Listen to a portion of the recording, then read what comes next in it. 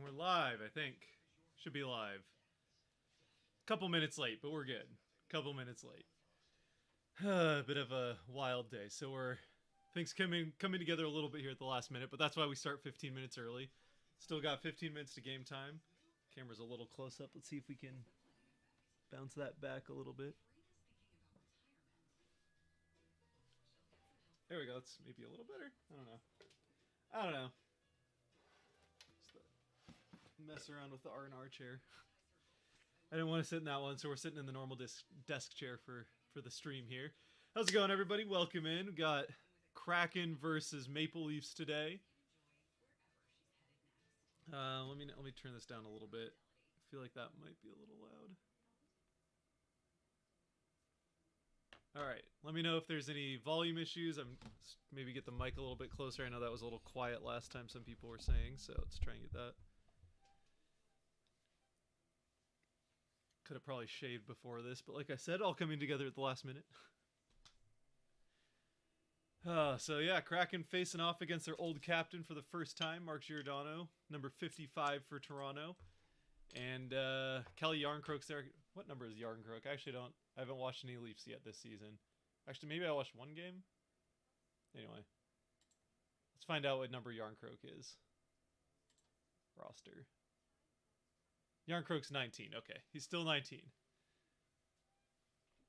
And Geo's 55. Obviously no Blackwell because he ended up in Chicago, as we know. Already faced him once this season.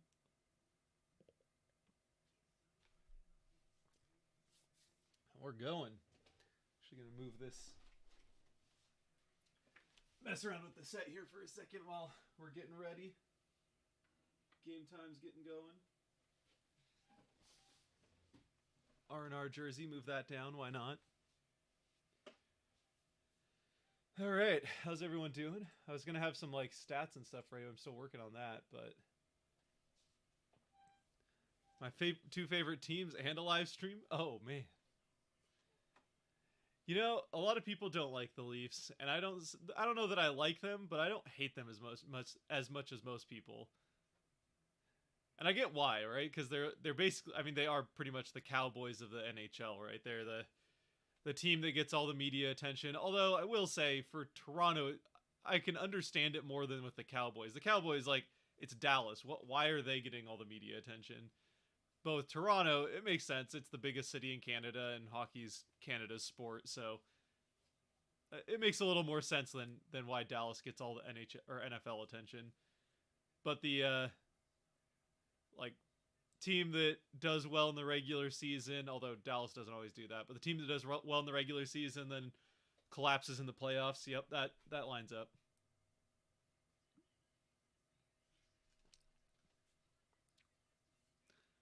Hopefully we channel that Arizona Coyotes feel versus them. Yeah, the Coyotes 2-0, actually 4-0 against the Leafs in the last 2 years, but 2-0 already this year.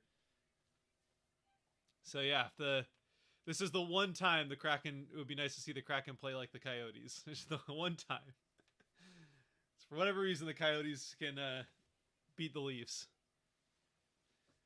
We're watching a little pregame right now. Again, puck drops probably a little after 4, but game start is listed at 4 o'clock. Guys are out there doing warm-ups right now. I would imagine we probably see the same lineup. Let's see if we know anything about who the starters are. How's my day going? It's been an interesting day. Not a bad interesting, but just kind of not really the way I expected it to go timing wise with some stuff. So yeah, not bad, but a little unexpected, and so things got a little thrown together here at the last minute as far as the stream. But said it was going to happen, and it's going to happen, right? So. We probably won't stick around too long after the stream, because I do want to get... Maybe we'll stick around for like half an hour, we'll see. Probably about half an hour we'll stick around after the stream, do some wrap up there, but then I gotta get on the R&R and get that out, so... Hi Kraken fans. Is this where the hope lives? Hope's always here. Always, see, you know, we always try to stay hopeful, right? last season, we were hopeful that things would go well until it was clear they weren't going to go well. And then we were hopeful that the Kraken would get the best pick that they could in the first round. And I mean, fourth overall turned out to be pretty good. So there's always something to be hopeful for, even if it isn't what you always were expecting or maybe what you were originally hoping for.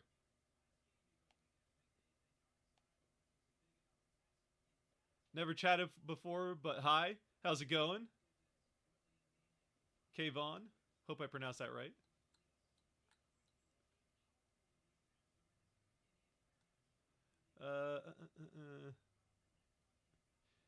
Cheers. I hope you and your family had a good Christmas and good New Year. We did. Hopefully everyone else did as well. Everyone had a good Christmas, good New Year. Obviously the Kraken are off to a good start here in 2023. Just knock on some wood for that.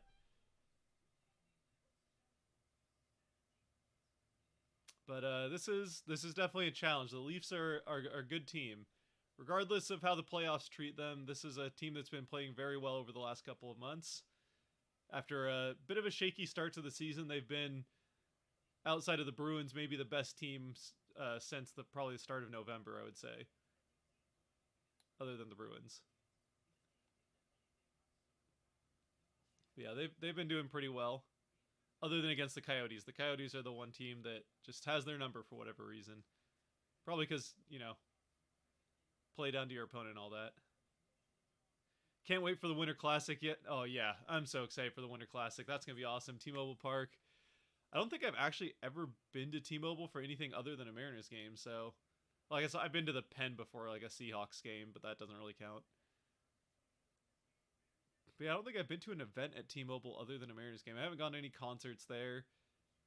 Haven't gone to any like viewing parties or anything like that. Although it would have been fun for the playoffs. Yeah, I don't think I have. But I'll be there for that. So it's going to happen. I was going to go. Oh, I'm so bummed. We had tickets to the second playoff game. And then they lost the first one, so. Or the second home one, I should say, against the Astros, but they lost the first one, which meant their season was done, unfortunately. Do you do this regularly? I'm new to hockey, and I don't know anyone around me to watch it with, so I'm excited to listen to you comment about the game live. Yeah, I try to do it regularly. I could be better about it, but I try to do it somewhat regularly. I'd say at least once or twice a month. Obviously, it didn't really happen at the start of the season. This is only the second one I've done so far this season, but trying to be a little bit better about that the rest of the way here. So, yeah, whenever I can. So it's kind of once or twice a month, and it's only during road games because I go to all the home games.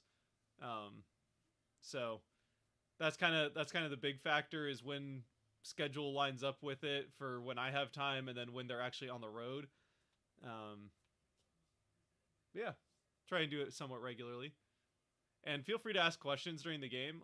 It's regardless of it even being just the second season for the Kraken, just if you're new to hockey, welcome in and feel free to ask questions. Usually the people in the chat are pretty happy to answer them, and if I see it, I'll try to answer it as well. And as well, same goes with all the R&R videos or the 101 videos especially. Any of those videos, if you have questions about anything you saw or anything like that, feel free to put them down in the comment section, and I'll do my best to get to them. I usually get to just about every comment, or at least am able to read just about every comment. Not always able to get the response out, but I definitely do my best to respond to anything that's like a question about the game, because I want new fans to have that understanding and learn to love hockey as much as the rest of us.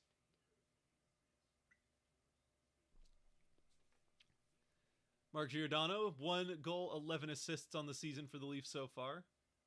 Talking about the old captain for a bit there on the pregame.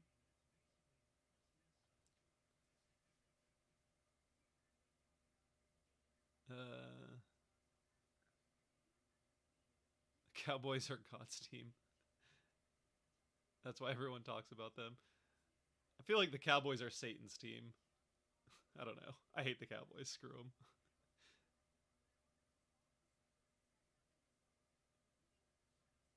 If God liked the Cowboys, they'd probably have won more than one Super Bowl in the last, or that probably would have been to a Super Bowl in the last like 3 decades.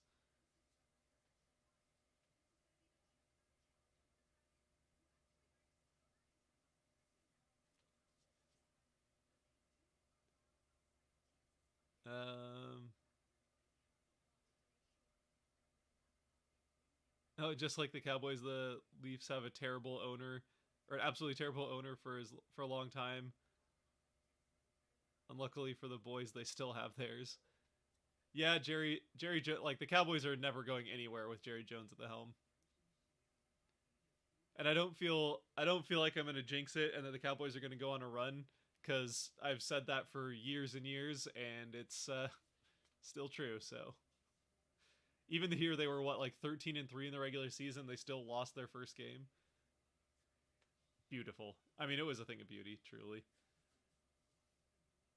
I don't like the Packers either, but the Des Bryant no catch. Oh, I mean, aside from the fact that it actually was a catch, it was great to see the Cowboys get screwed over. Sorry if you're a Cowboys fan, but not that sorry.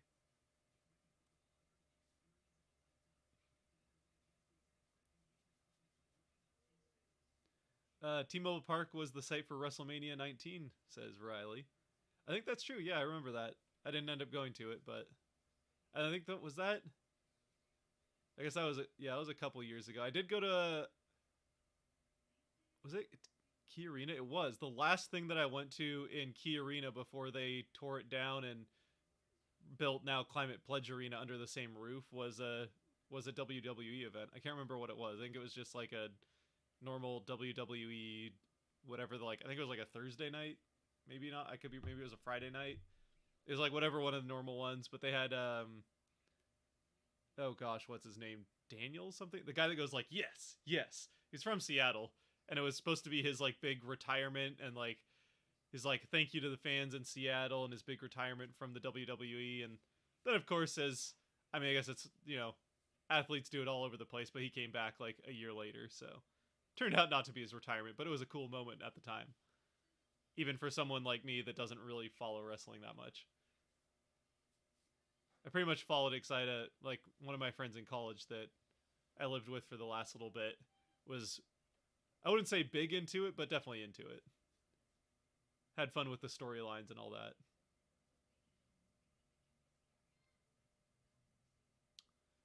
Uh, cheers, Gene. Let's see what we got here.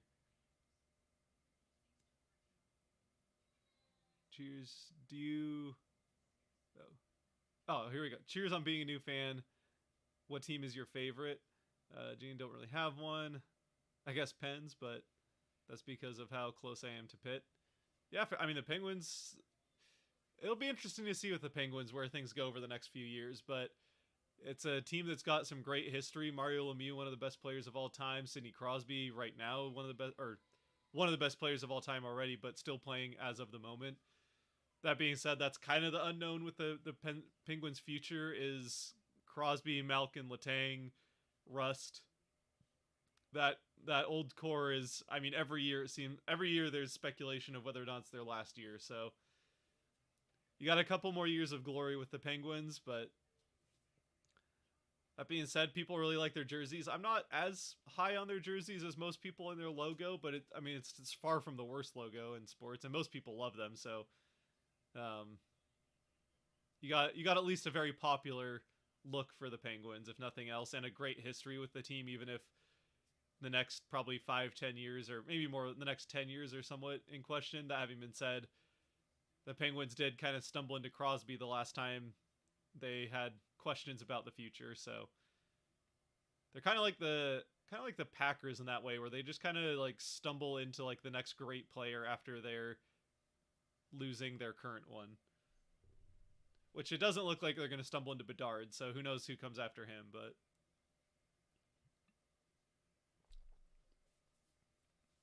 there was some people speculating that that might happen where the like this would be the year that the it would make sense that this is the year the Penguins finally fall apart because Bedard is the first like the prize at the end of the tunnel.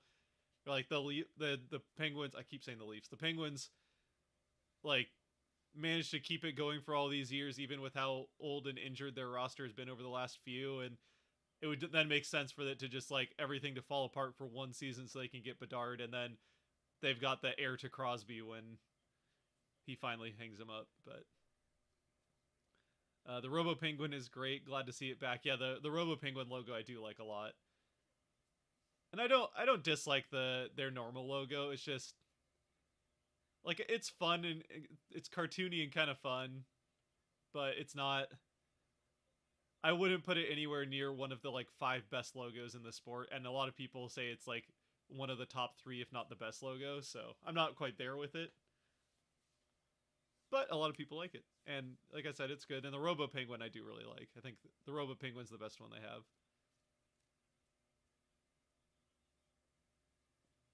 So we're getting set here. 4:03. Game should be starting pretty soon here.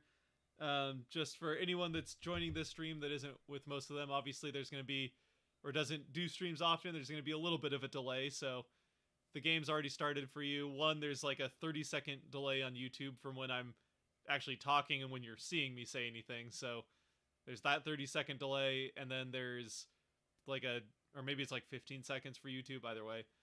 And then there's like a 30-second at least delay with I stream through Fubo for the game, so there's at least like a 30-second delay between the stream on Fubo and when things happen for people that watch it on cable, or listen on the radio, I guess, if that's how you're doing it. So there probably will be anywhere from like 30-second to a minute delay between when you might see something happening if you're watching it on cable and when it actually happens. So I'll try to occasionally give like the time of the game and that stuff so you can try to sync it up if you want to. Otherwise, watch the game, and then if something happens, you can watch my reaction afterwards.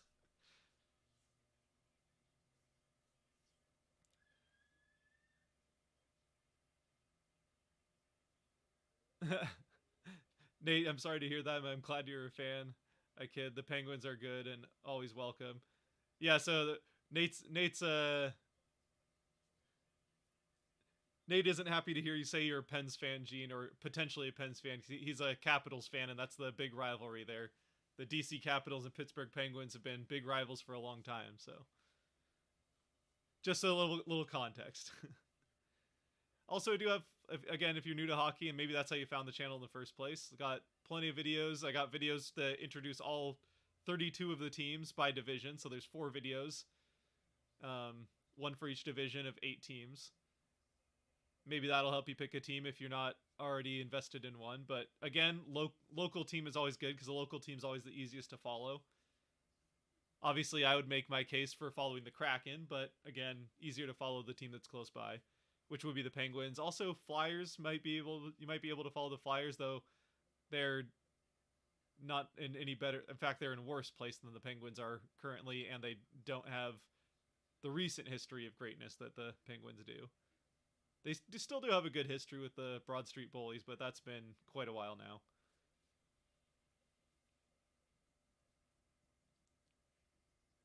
Who do you think is going for the All-Star game for the Kraken? Well, it's got to be at least one player, and I don't think the Kraken get more than one. Even though they're a good team, they're good by committee, which then means you don't have a lot of the stars that tend to be the ones that go to the All-Star game. But they do have to have one like baseball, so I would say Jared McCann is probably my bet. Leading the team in points last year in their first season. Leading the team currently in maybe not points, but goals.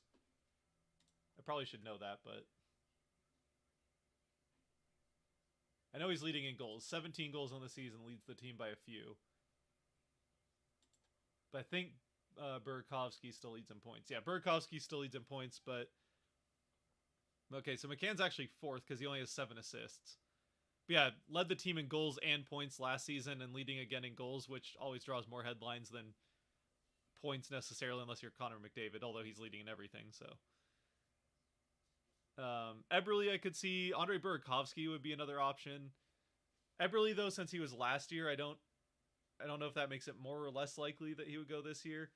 But I would probably bet on either Burakovsky or McCann, with maybe an outside chance to Beniers. And the only reason I say an outside chance is because he's still out. he's certainly one of the best players on the team, so I wouldn't be surprised necessarily if he goes. But, and I mean, he is the biggest story on the team just with being the guy that's leading the Calder voting, so maybe they pick him because he could end up winning the Calder, but probably one of those four. Burakovsky, Eberle, Beniers, or McCann.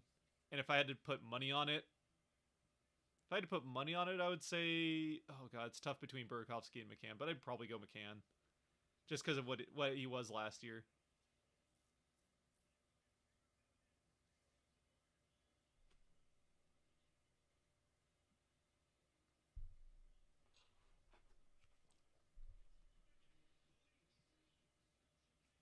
All right. Puck drop is next.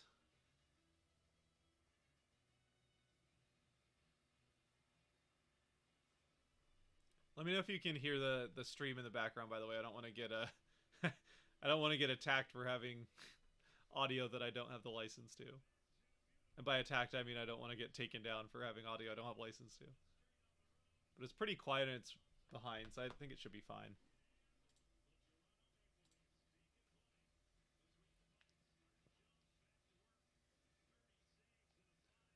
All right, let's see what else we got here.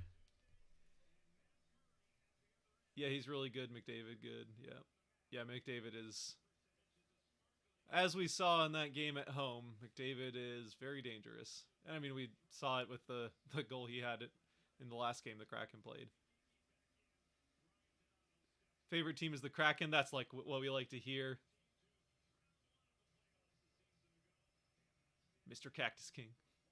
All right, here we go. Puck drop. So, puck just dropped for those of you that are ahead of me and might want to get synced up. Leafs do win the faceoff, but okay, they do get it back. A little bit of a battle along the boards. But now the Leafs immediately ice it, so we'll get a faceoff down in Toronto's end.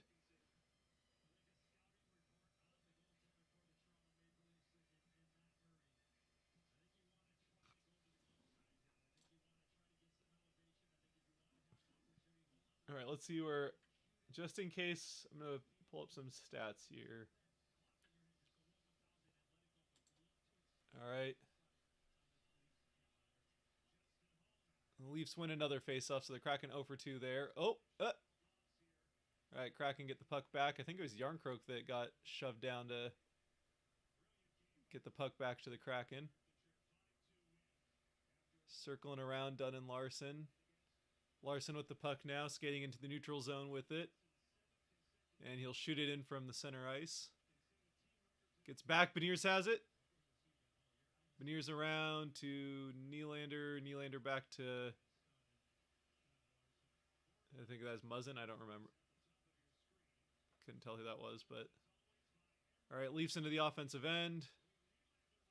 Nylander is shot and save and covered by Jones. So first shot on goal goes to Toronto, and it's a relatively easy save for Jones. He covers it up, which is good because Matthews was right about there for the rebound. So it'll be a face-off in the Kraken end now. Austin Matthews versus Matty Beniers in the face-off circle. Beniers had a rough game in the face-off circle the other day, and Matthews wins that one. Beniers has had a bit of an up and down season when it comes to face-offs, but it's really been the only shaky part of his game so far. Works his way past Nylander, and Matthews takes it from him in the defensive end for the Leafs. They break in 3-on-2 for the Leafs. Shot for Bunting. Turnaround shot. Nylander, couple big saves there for Jones, especially that second one.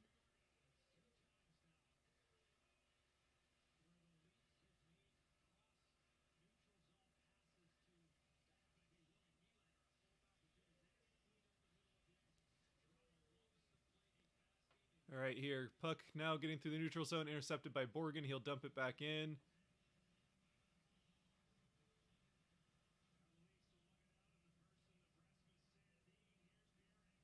Pierre Engvall with a shot, puts it right on the logo of Jones. So Jones 4 for 4 so far. Bjorkstrand is going to dump it in and chase. Oh, and it went into the netting. Okay. All right, so puck in the netting. We'll get another face off in the Leaf end of the ice.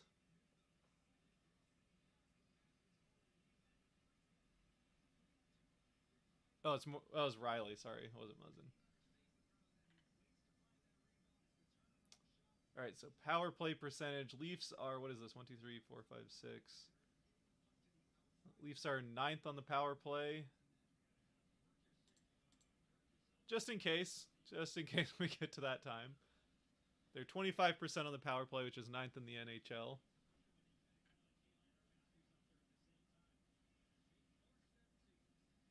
And they're right about smack dab in the middle on the kill with, what is that, 77% on the kill?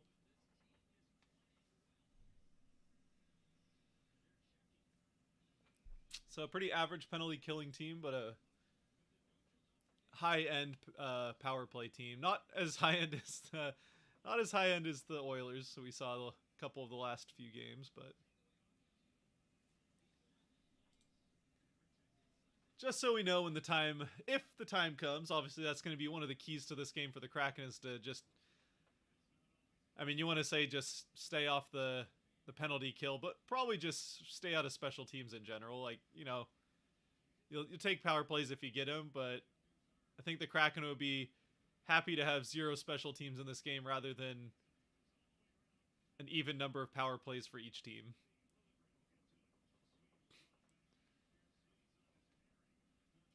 No shots on goal yet for the Kraken. Yep, this is true. 3 minutes into the game, the Kraken are yet for a shot on goal.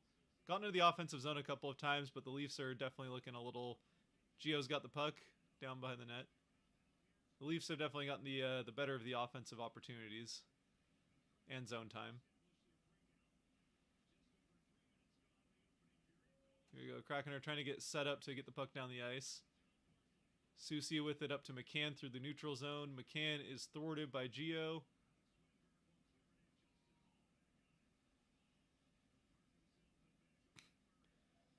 Hall with the puck down. Schultz has it. Schultz out to Marner.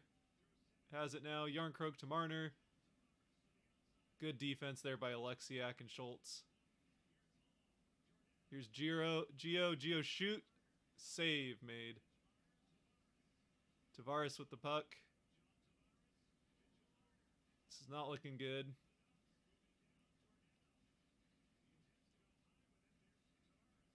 Oh, good. Who is that? Schultz? Schwartz. Okay, so the Kraken catch a breath there. That was a good push by Toronto.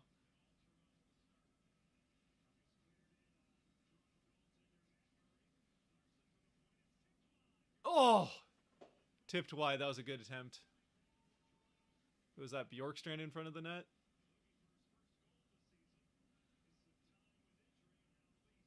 Tolvanen hassling a couple of Leafs players there, trying to get the turnover in the defensive end. Or I guess the Leaf defensive end. Nylander fumbles the puck behind the net. Bjorkstrand with it. Bjorkstrand up to Dunn. Dunn will dump it in.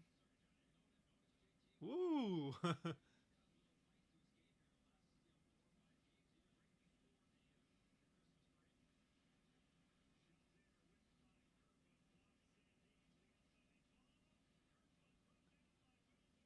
Nice play, Borgen. Good defense. Oh, nice play, Beniers. It's a little juke there. No icing. Waved off at the last second, but the Leafs still have the puck. Do you think the Flames will miss the playoffs? It's hard to say. They're a good enough team that they should be able to recover and make it. And honestly, it feels like such a coin toss for... I mean, the Kings have been playing well. Really, the only team I feel confident about making the playoffs in the Pacific is the Golden Knights, Vegas. I feel like the Flames and Kraken are pretty much like... Both of them feel like a bit of a coin toss. The Kraken obviously are set up well by the start of the season they had and still having games in hand. But it's really up to what Kraken team we see more of for the rest of the season. The team that we've seen the last 2 games or the team we saw the couple games before that. A little bit of nice play there by Tanev. Ooh, nice hit from Larson. Little reverse hit. Dunn moves it up around. Kraken will get it back. Dunn behind the Kraken net with the puck. Teams will get changes. Or at least Toronto will. Seattle already got theirs. Fourth line out there. They're going to call that icing. All right. Thought he was across the red line, but I guess not.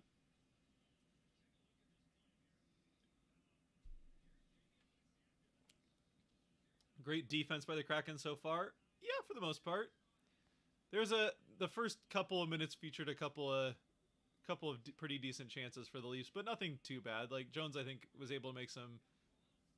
Jones didn't have to make any spectacular saves other than maybe one pretty nice save that was kind of just hit him. I mean, he was in the right spot and they fortunately put it on him. But I think if the shot was in a place like it was a good shot would have beat Jones, I think there. It would have been much he could have done about it. But overall, pretty good defense so far. And the Leafs are looking good out of the gate. But the Kraken are at least weathering the storm so far.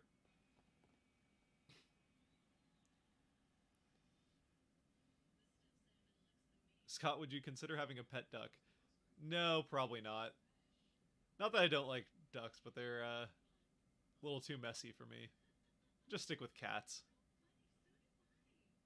It's cool. I knew someone that had a... Was it a duck? I mean, they had a pet duck, but it was an outdoor... Like, it lived outdoors. They had some chickens as well, and I guess the duck and chickens got along, so... Lived down in Oregon and had a fair amount... That's the other thing, is like... You want, like... We're a little too suburban to... I wouldn't want it to be just an indoor animal, and I don't think our backyard really suits well having a duck. So... No, but it's cool that... I think it's a cool pet that some people have, so I know you have one. That's pretty cool. No shot on goal, though. Yeah, it got tipped wide. So the Kraken did get it one chance, but it wasn't an official shot on goal because it got tipped in front and went just wide.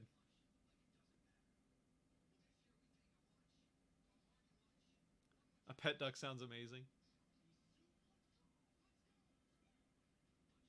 If somebody else was willing to do all of the cleanup and didn't have a small child, then maybe, but...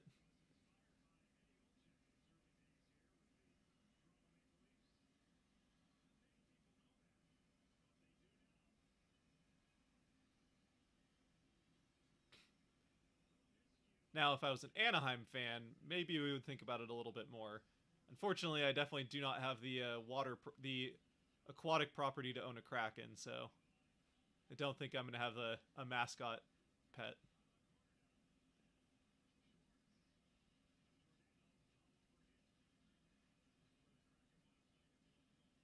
Here we go. Kraken setting up a little bit in the offensive end.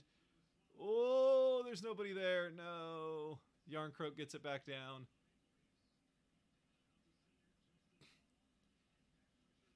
Uh-oh, 2-on-1. Yarncroke's going to get a shot. Oh, Schultz was able to break it up just enough. Geo with a shot goes wide. Kraken dodged a bullet there. Yarncroke had a 2-on-1 with Yarncroke and Tavares.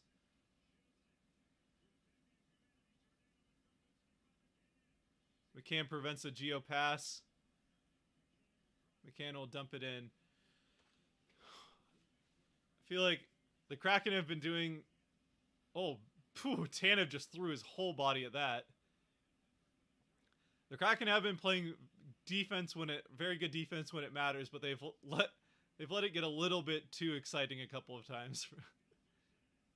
It's like they kind of like let things get exciting and then they play the good defense to prevent it. Oh, if Matthews had gotten the pass there, he would have had a chance to break it out. Like once again, the Leafs had a play set up there, and at the last second, Larson got his stick out in front of it. Matthews tried to tip that through the 5-hole, and I think he might have got it between the pads, but Jones was able to get it with his knee.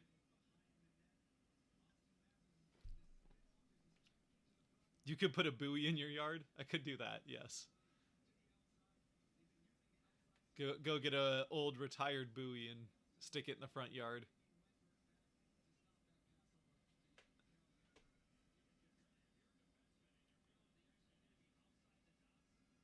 Shane Ray is having an awesome first period.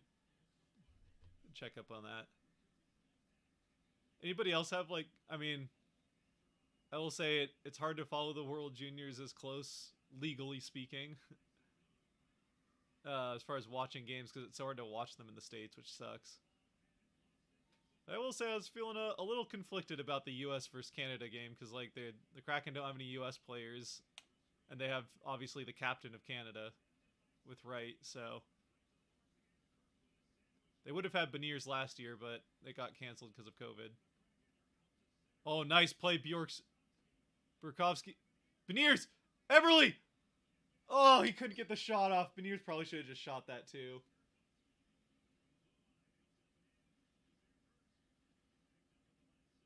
Oh, Beniers had such a good chance there. Eberle also, but he just couldn't get a stick on it. Yeah, that's what Enzo's saying. Would have liked to see Maddie shoot it, and I agree. Maddie had the puck settled down. He tried to get it to Eberle, but Eberle couldn't get it to settle for the shot. So still no shots for the Kraken, which that's another reason it would be nice to see him shoot it there. There's an open ice. That was a very good opportunity there. Yep. They just got right through the defense. Hoglander was that?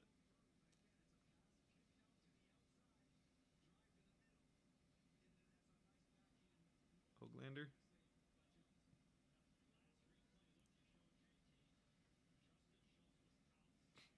Oh, Holmberg. Excuse me. I don't want to say Hoglander. He doesn't even play for the Leafs. I don't know the Leafs' depth very well. We'll put it that way.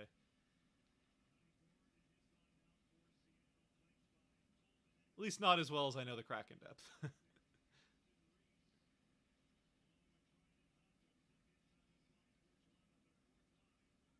Here we go. Gord to Larson. Larson will start the breakout. Over to Dunn. Dunn up through the neutral zone to Bjorkstrand. Bjorkstrand chips it in, and the Leafs will take over behind their net. Morgan Riley with the puck now. Leafs are getting a change. It's the Marner line.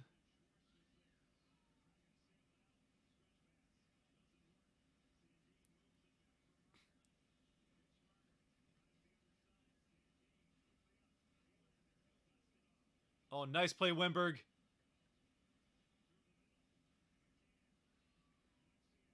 Can to Alexiak will skate into the offensive end. He'll dump it around the boards. Who gets to it first? Leafs got to it first, but the Kraken end up with it. Alexiak will fire a shot. Behind the net. Not on goal. Is either tipped wide or ended up wide. Oh, nice Sprong. Some little fancy stick handling there from Daniel Sprong. Whoa, through the middle. Oh, he's McDavid. He passed it to Geeky instead of trying to continue to be McDavid, which is probably wise in that scenario, but... Larson to Dunn. Dunn shoots. Oh, no. Oh, there's a... Oh. Daniel Sprong fires off a boot.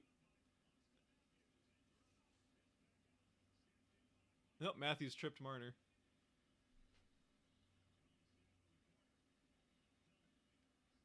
Oh, what a sequence that was. Was there one of the guys? I think it was... Somebody had a pass there that Tanev had an open shot at the...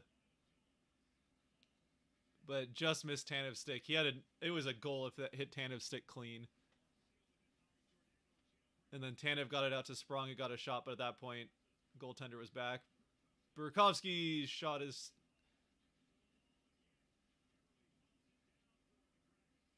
goes wide, so still just the one shot on goal for the Kraken that they just got, so... Good defense so far by the Leafs this period, and kind of some wasted opportunities by the Kraken on offensively, but not too many. Just kind of good defense. And that pass goes to nobody at the point.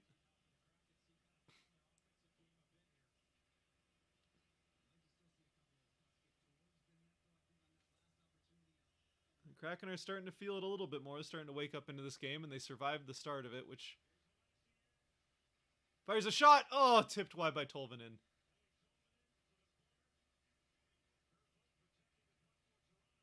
Oh, no.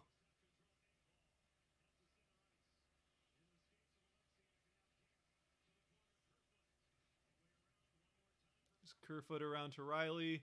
Riley back down to Kerfoot, and the Kraken have it with Alexiak. Stolen by Riley through the neutral zone.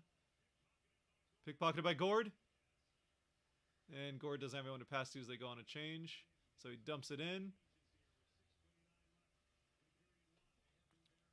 Scott, do you reckon the Kraken will make the playoffs? I think it's slightly better than 50-50. I would say probably, I go around 60% they make it. But I'm going to say, if I had to pick one or the other, I'll say yes, they make it.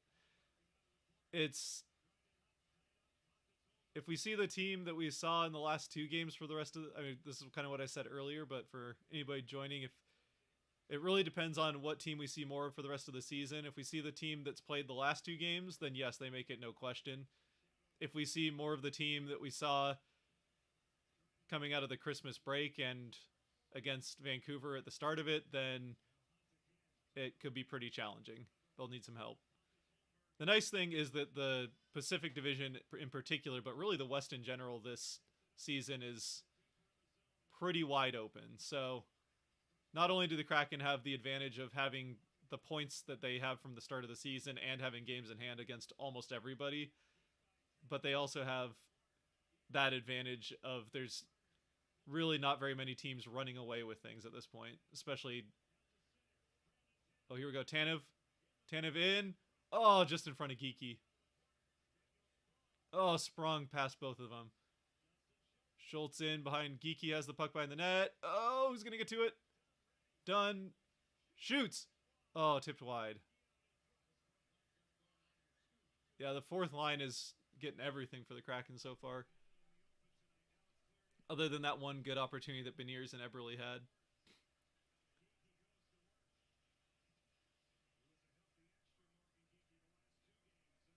Yeah, no Ryan Donato tonight. So Geeky's in. And they're trying to win the puck.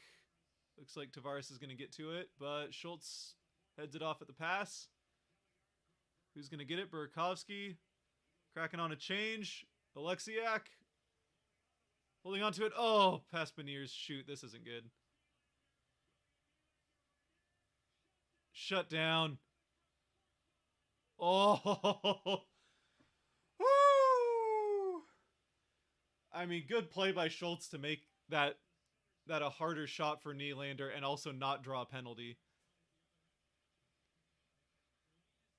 And then lucky that Kerfoot doesn't play baseball.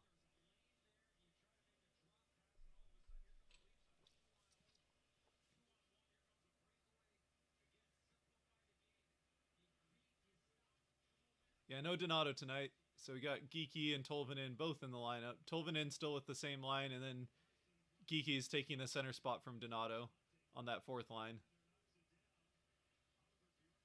With Tanev and Sprong on either side.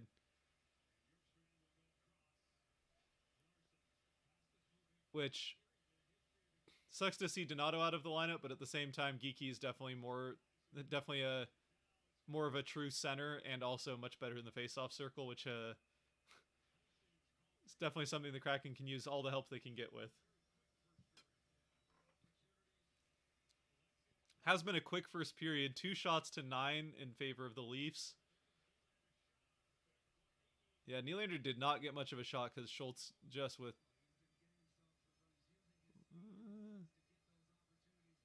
honestly, I think Nylander might have just flubbed that because Schultz, I don't think, really got much of anything there.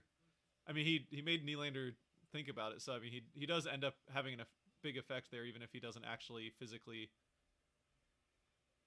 hit Nylander's stick, or there's another icing. So we'll go back to the Leafs end of the ice.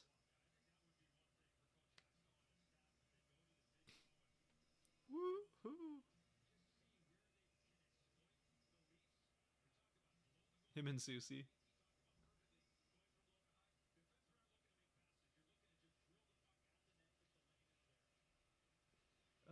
Do you think there's a reason for Donato or Geeky being in instead of Donato?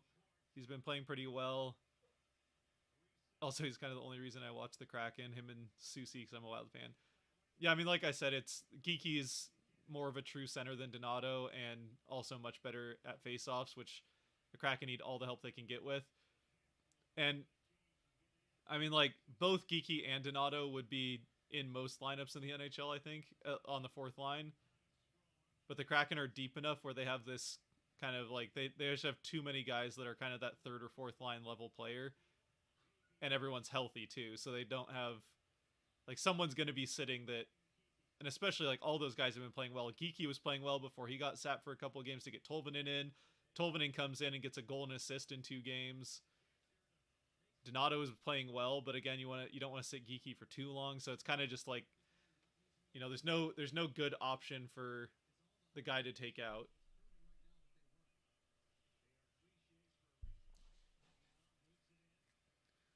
So Donato might sit for a game or two, but I don't think he'd sit for very long. And they're going to call that a trip on Schultz, so the Leafs will get a power play. 136, so yeah, he was going for the puck, but he got all skate. That's a tough one. He wasn't going to do anything with that puck either. You got to be a little more careful there.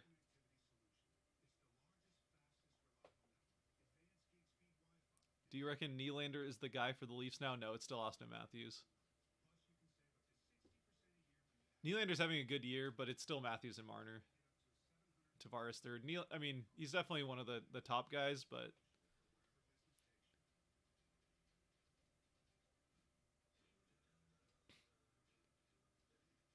other than Ovechkin, and maybe McDavid now. McDavid started aside just score goals himself, but and I know Buffalo fans will say Tage Thompson, but Matthews is probably the best goal scorer actively going right now.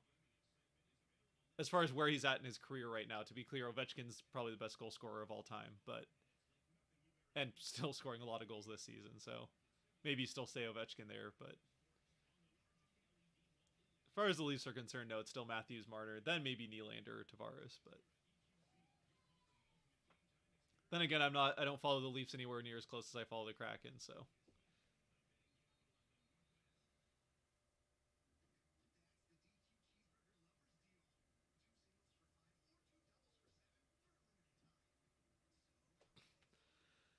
All right, well, we got a commercial break. A bit of a breather here as the Leafs are going to go to the power play with 1:36 left in the first.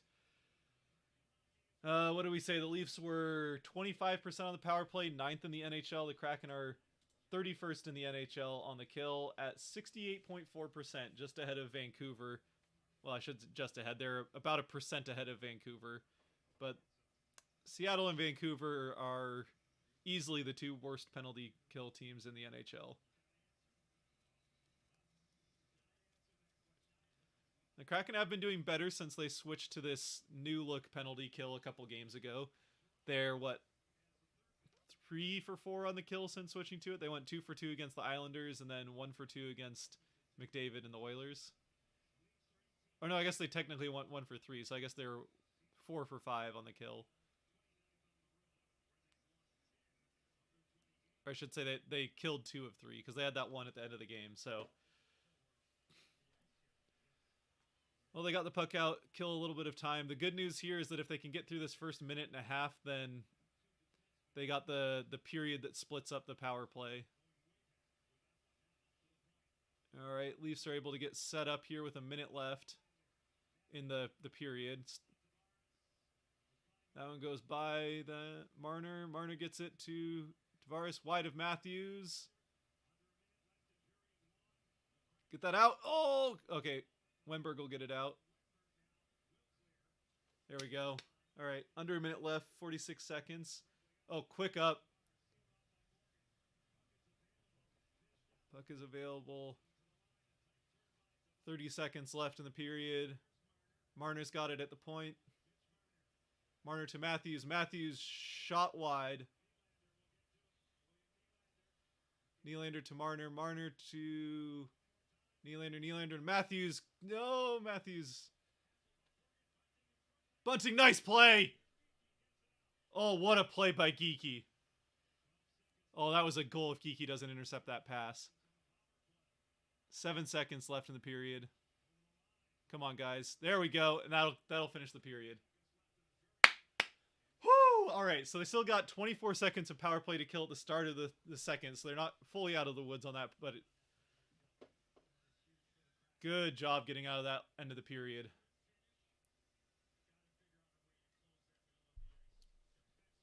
I don't think Hackstall is going to be too happy about how that period went.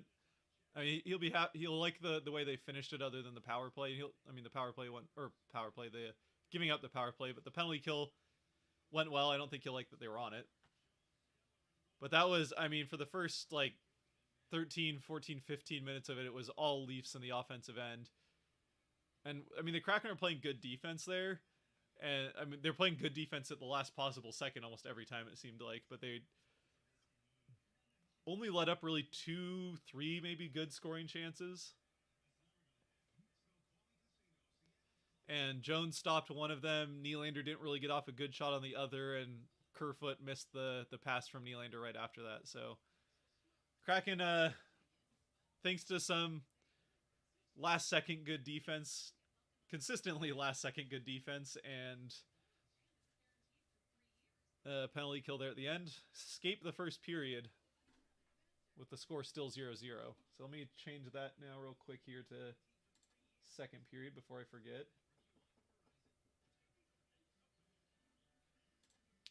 While I'm switching that, switch over here, see what everyone's saying. No, he's going to be unhappy about shots. Yeah,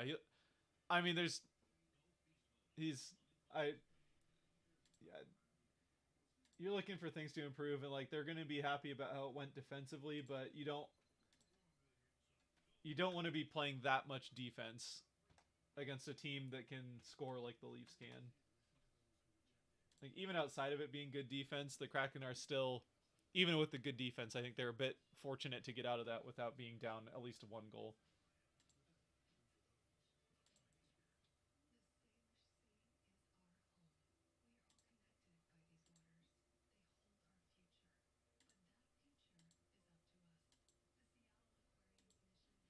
That should switch it over to second period. Hopefully. Yeah, alright, cool.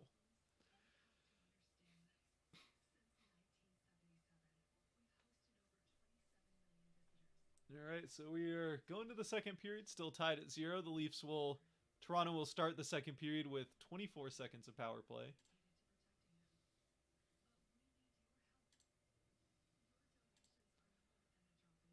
Okay. Who's winning the Stanley Cup? Apart from the Kraken, obviously. Well, at the start of the season, I went for the Avs repeat.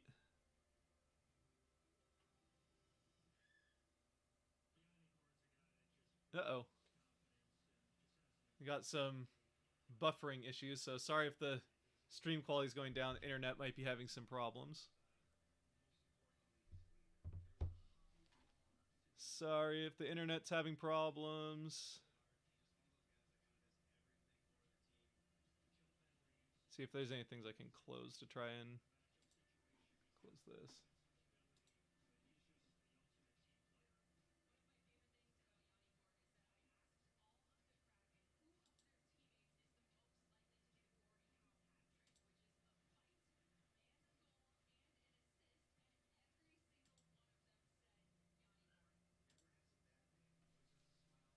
I don't know how the stream's doing for people, but hopefully you guys are getting it all right. Sounds internet might be taking a break for the intermission as well.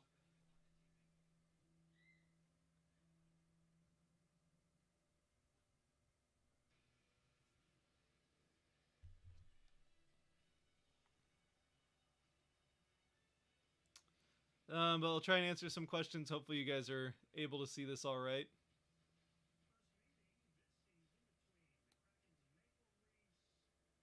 Yo, your channel's the reason I understand the rules of hockey. Thanks, Sleepy Pete. Appreciate it. Don't worry, we will have more 101s coming. Just trying to find time to do them. So I'm not done with the 101s yet. I've got the next one's going to be face-offs, and then I've got History of Hockey Part 6 or 5, whatever part I'm on. The next History of Hockey will be in there somewhere. The last few days I've been kind of playing with the idea of like goalie stats, or more why goalies are so hard to predict. I'm playing with the idea of that one. I don't know if that'll be a 101 or just a separate thing, but it'll probably be something like that. I haven't figured out how I'm going to do that, but that one will be down the pipe somewhere. Probably before that, though, I'll have one about hockey's like minors and juniors and other leagues, kind of how that all works, because it's not as clear cut or even close to as clear cut as like the MLB minor system. So how am I watching the juniors? I've watched some through questionable legality streams. Maybe we'll take into the high seas for a couple of games, but I honestly have not watched as much as I'd like to. Just keeping track of the stats. Which speaking of which, let's see how that's going right now.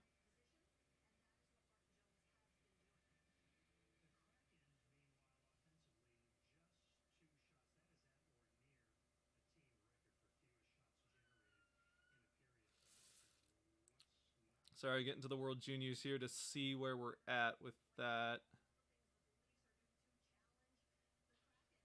Do I watch football? Yes, I do watch football. I don't know if you can tell, a little bit of a Seahawks fan. Wow, sorry, I had the U.S. Canada game still pulled up on my phone for stats, and the Canada scored 6 goals in that game, and Bedard only had 2 points. That's just, it's just sad. That's not very good at all.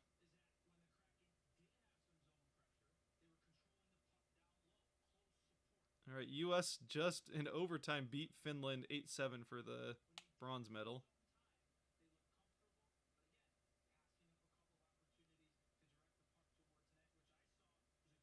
Let's see.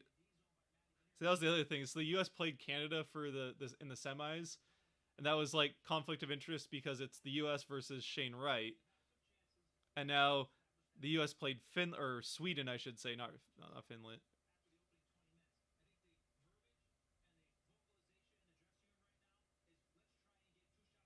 Oh no, there's no. Yeah, sorry, I was getting mixed up with Finland. Never mind, no conflict of interest. Sweden doesn't matter.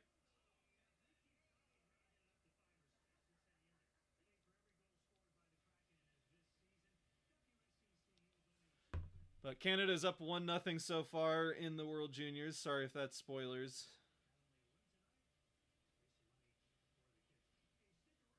Where are they at in the second period? Halfway through the second, Canada's up 1-0. Let me know if you don't want spoilers. Sorry about that. Shane Wright just scored. Oh, so maybe it's 2-0. I'm going off the IIHF site.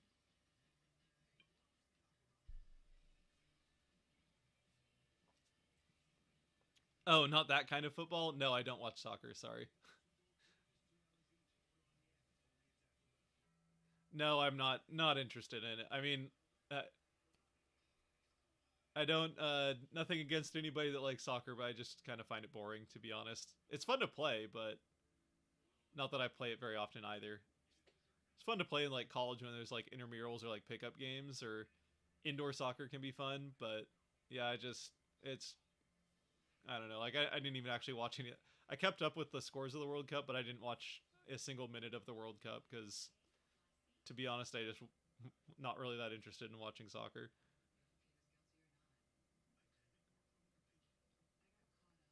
If there was nothing else to watch, or if, like if I was been raised on it, maybe. But I didn't grow up with soccer, and there's just too many other sports that are more fun to watch, or ones that I did grow up with. Like, I mean, I wouldn't say that baseball is necessarily more fun to watch, but I grew up with it, so I have more fun watching it. If that makes sense.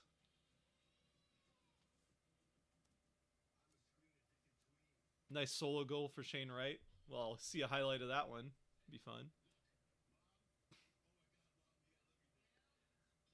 Hey, are you happy that your team will host the Winter Classic in 2024 against Vegas? I'm happy because it's not the same teams: Penguins, Bruins, Caps, Blackhawks. Yes, I am very, very excited. Um, I've always like that's been one where I was like, I got to get to a Winter Classic at some point. And when Seattle got a team, that was like they were all they, you know, the questions after it was officially announced were, when is Seattle going to get going to get the NHL draft? When are we going to get an outdoor game? And Bettman was like, "Oh, we'll get you a draft in the first few years." Like it's pretty clear that like yeah, Seattle will have a draft within a few years. But then with the outdoor games, he's like, "Well, it's tricky because of weather in Seattle. It rains a lot there, and we can't really have that for out." So I didn't I didn't expect Seattle to be getting an outdoor game for a while. I did think we would eventually get one, but I thought it would take quite a while. So I mean, obviously there were the rumors that kind of made it a little bit less surprising when Bettman himself announced it, but I was surprised that Seattle got it, especially just 2 years in, but very excited. Yeah, I've always wanted to get to a Winter Classic, or have for a few years now really wanted to get to a Winter Classic, and now I can go to one in Seattle. Don't have to get a plane ticket, so that's nice. Definitely will be at that one way or another. So yeah, very very excited. I will say that I like it'll be fun to be against have it against Vegas, and you know who knows what changes year to year. But the way things are going right now for the three teams, it'll probably be a better game for have it Seattle versus Vegas. But I always expected them to do Seattle versus Vancouver for an outdoor game, and it probably still will happen. But just to get the old PCHA like 100+ year matchup of the Seattle Metropolitans versus Vancouver Millionaires. They're great rivalry there from 100 years ago, and Vancouver's already had the Millionaires jerseys before in an outdoor game, and it's pretty heavily rumored that Seattle's going to go Metropolitans themed for this Winter Classic. So yeah, very excited about it. Vegas is, obviously it makes sense that it would be Vegas if it wasn't going to be Vancouver, just with the expansion siblings. But very excited, yeah. I do understand. I do understand the frustration from. I don't. Okay. First off, I'm going to say I don't understand the frustration from people that are like, "Oh, it's got to be classic teams that have been in their cities for a long time, and there's got to be history behind the teams themselves in the games." I mean, Vegas has less history with hockey in general, but they have history beyond just the Golden Knights. And Seattle's got plenty of hockey history, even if it isn't NHL history, and it's obviously the Kraken are just 2 years old, but there's a lot of history of hockey in Seattle. So yeah, I don't sympathize with people that are all old timey with that kind of, but I do sympathize with the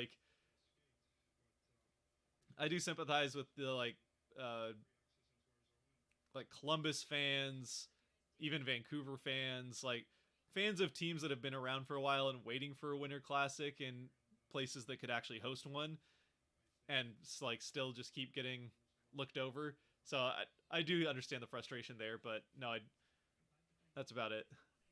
Hope they beat Vegas. Me too. Always hope the Kraken. Oh, honestly, I hope pretty much anyone beats Vegas.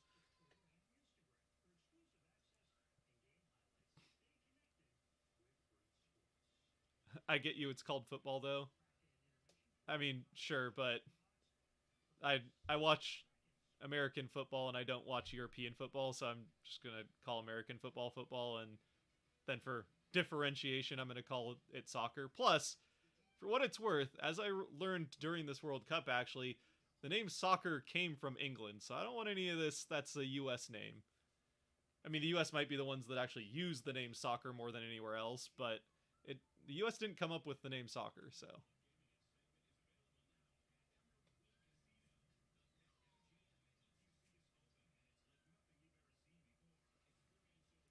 How long have I watched hockey?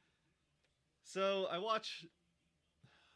I grew up watching hockey very very casually. I mean, it grew up in the Seattle area, so I grew up honestly for most of my childhood Mariners first, Seahawks second, because the Mariners were great with Ken Griffey Jr., Alex Rodriguez, um, obviously Edgar Martinez. Yeah, that big unit. Yeah, I mean, the teams in the '90s and I guess the first 2 years of the 2000s. it was all Mariners all the time, and even you know first few years of the 2000s, Ichiro, it was all Mariners, and then the Seahawks were not very good in the 90s, and then started to get good in kind of the mid aughts or early 2000s. So then it kind of switched to more Seahawks, but I was always baseball, football first, and then hockey I kind of watched. I would say casually. I watched a few games a year. I liked watching outdoor games. I liked watching. I mean, part of the problem is it just wasn't on TV very often, and obviously streaming wasn't a thing until the last few years. So I watched it as much as I could when it was on TV, but it was only on like maybe like a game every other week on like CBC, and that was it. And then outside of that, it's like outdoor games or playoffs. I would watch playoffs, but yeah, it was just hard to watch it in the States in a city that didn't have a team.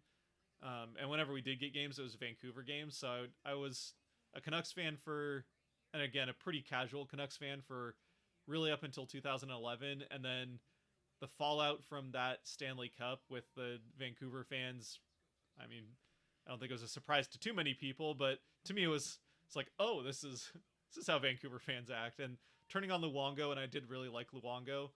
I was a big fan of Luongo and the Sedins, and when the fans turned on Luongo, I was like, no, this isn't for me.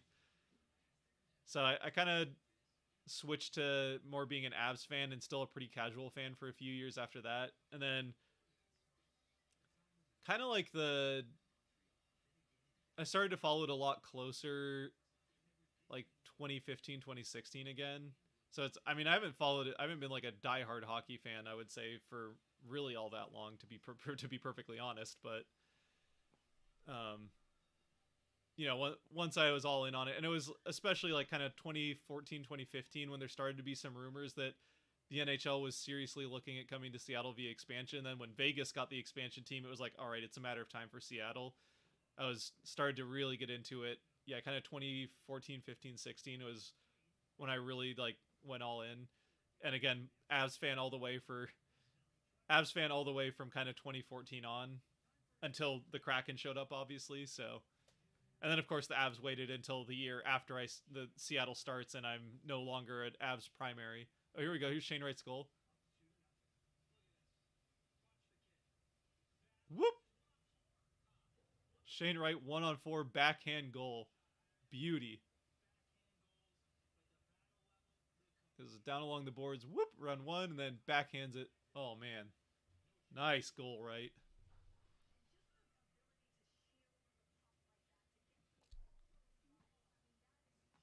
I mean, that's probably not something he's going to get away with in the NHL, but heck of a goal.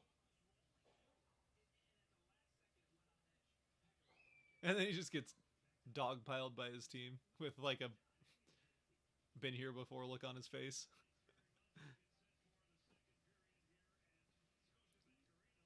I thought you were an Avs fan. I mean, I was an Avs fan, yeah. I was an Avs fan until the Kraken started. And Avs are still my second favorite team, and I was still very excited when they won the Stanley Cup. Um, I will say I was never as big of an Avs fan as I am a Kraken fan. There was never a season where I watched every Avs game. In fact, I don't know if there was a season where I even watched most of them, just because, again, availability of games and watching them. Plus, 82 games is a lot when you don't, even outside of. I do go pretty far out of my way to make sure I watch all of the games for the Kraken. So, and it's easy to get. Well, I shouldn't say that. It's much easier to watch Kraken games than it would be to watch Avs games in Seattle. So, anyway.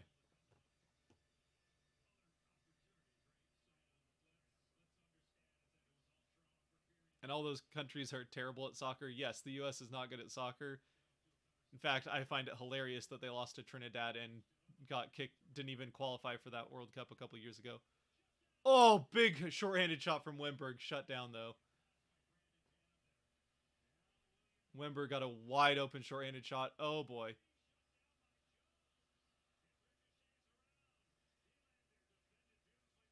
And that will kill off the power play. I got a little dicey there. Oh, and that is icing because the power play was already over. Yes, I'm not going to argue that the U.S. is good at soccer. It's It's part of the reason I don't follow it, because I only really like watching sports at the highest level for whatever reason. I'm honestly not that big of a fan of, like, I don't watch very much college football because I'd rather just watch the NFL. And the only reason I watch like lower levels of hockey is for prospects for the NHL. So,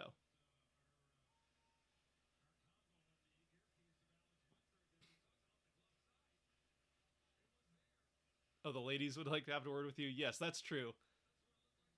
The U.S. women's team is very good, from what I understand. Again, I don't really watch much, but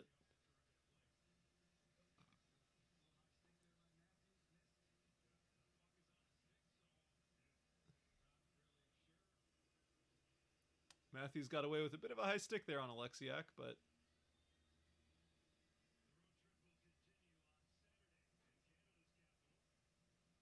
U.S., Canada, South America. Oh, I'll call it soccer. It's okay. We don't need to argue about it too much. It is called both soccer and football, and I don't really think that it. Like, I'm gonna keep calling it soccer, and I don't really care if people don't like it being called soccer. I think it's just as dumb when people get upset about people calling it football, because it is called football most places, but it's also called soccer a lot of places. So honestly, like,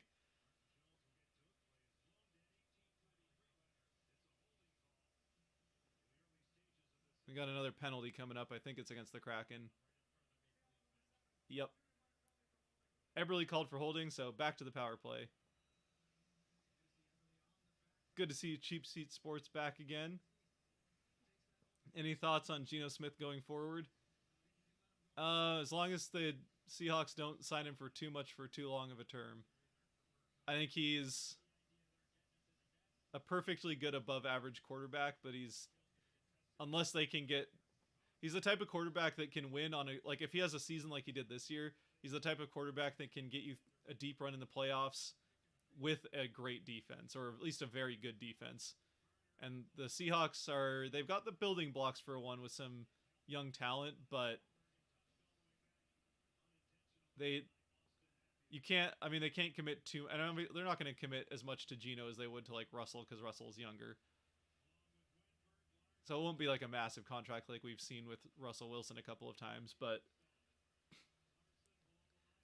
you can't afford to really give him too long of term or too big of a deal, because one, he's not the elite quarterback that can carry the team himself, and two, you need to have a great defense to really make much of a run with him. So, but a great story, and I mean, he's way better than I expected him to be this season, and has made the Seahawks fun to watch, which I was not expecting either. So, I love Geno. I'm not like going forward.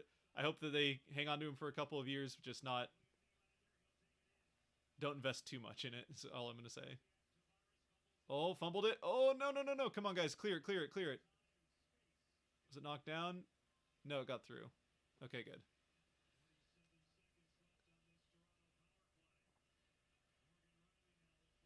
We'll come to an agreement on that.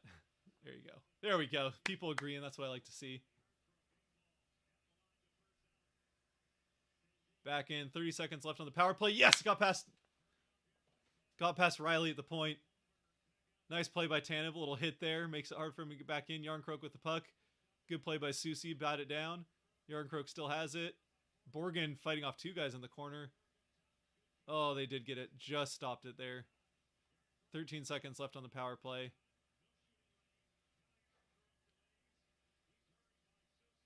Yarncroke hurried by Susie. Yarncroke down to the side. Oh, watch out. Riley's right there. Okay, they didn't get a good pass. Power play is over. Fifth guy is in. Eberle is in.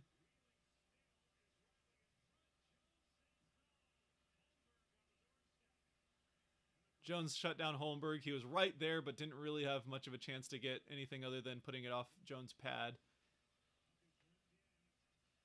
And the Kraken need to find some offense here. You can't just keep playing this defense. Leafs will eventually find the net. And they especially can't keep going to the kill.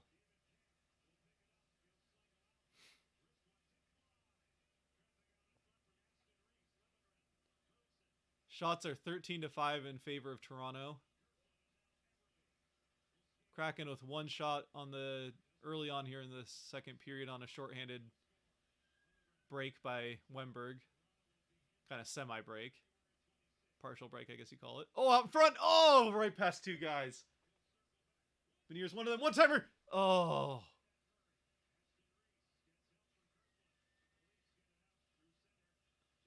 McCann's got it. Wheeling back.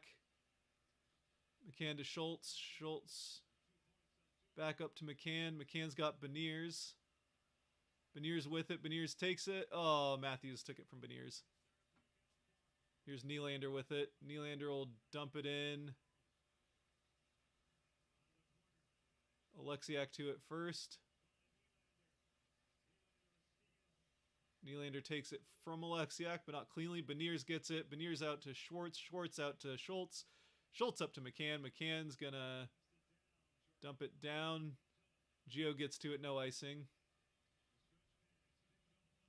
Stretch pass misses everyone. Done up to McCann.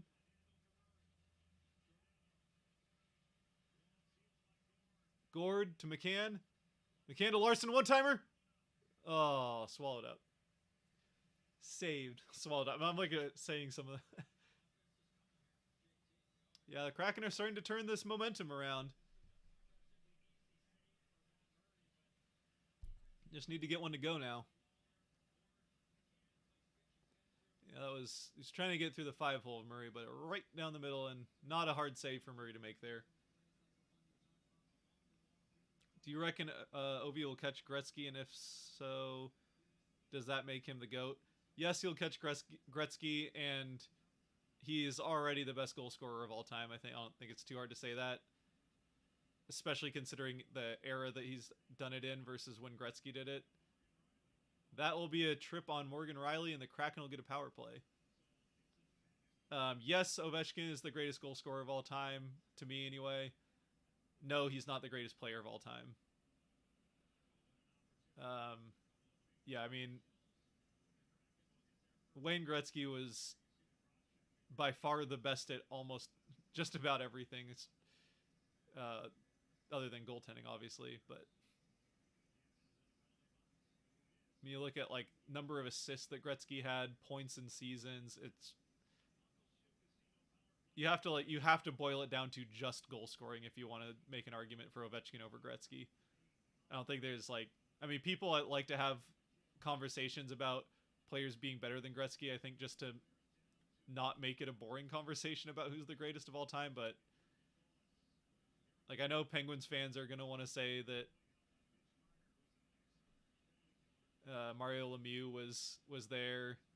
Sure, some recent fans will say that Crosby is pretty good, or pretty good. I don't anybody that tries to argue Crosby is better than Gretzky is ridiculous, but anyway, sorry. Short answer is no, it doesn't make Ovi the greatest hockey player of all time, but I think he is the greatest goal scorer.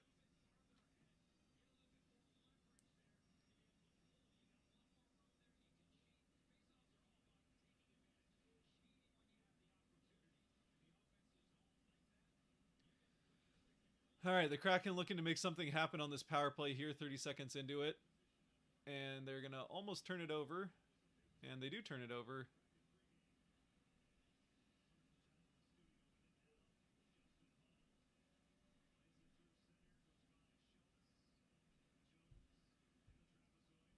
All right. A minute left in the power play. Let's see if the Kraken can do literally anything. This is like one of those instances where they are getting so much good offense and then they go to the power play and it's all dead. It's like their power play killed their power play killed their momentum. It's kind of ridiculous. All right, Schwartz with it into the offensive end, past McCann. Can they get it set up? Tolvanen into Bjorkstrand, over to McCann. McCann has a shot. Does he take it? No, he's going to dump it back to Dunn. One-timer. Tolvanen scores! Yes! Ellie Tolvanen with a rifle of a shot, and it's 1-0 Kraken. And that's why McCann didn't shoot it, because they knew that they had that one-timer on Tolvanen from the other side. So here they go. They win it down, so it's around. Tolvanen gets it back down to Bjorkstrand. Bjorkstrand goes back down the other side. Then McCann has a shot, doesn't take it. Up to Dunn. Dunn over to Tolvanen. One-timer, top corner, and in. Beauty. Short side, and Murray knew it was coming there, too. Murray was ready on the short side, and Tolvanen just put it in the perfect spot. What a shot.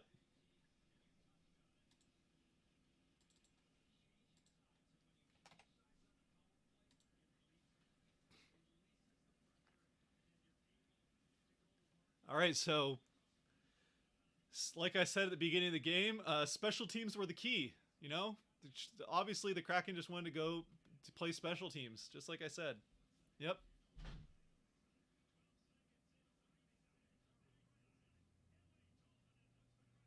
Yep, just like I predicted.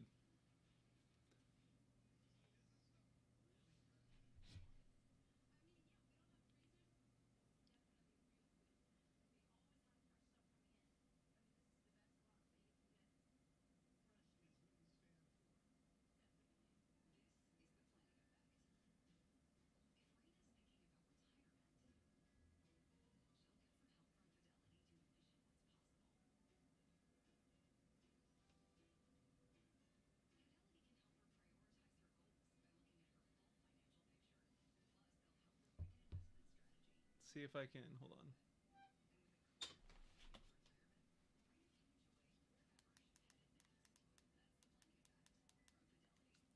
Let's dim the lights a little bit, see if we can make that lighting a little better. Okay, well, good to be on the board first.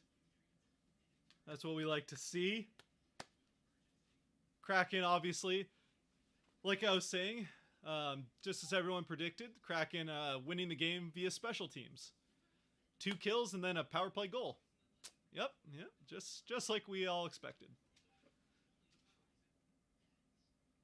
Tolvanen now with 3 points in 3 games, 2 goals and an assist in his first 3 games as a Seattle Kraken. Little burp snuck up on me there. You can't argue with 2,857 points. Yeah.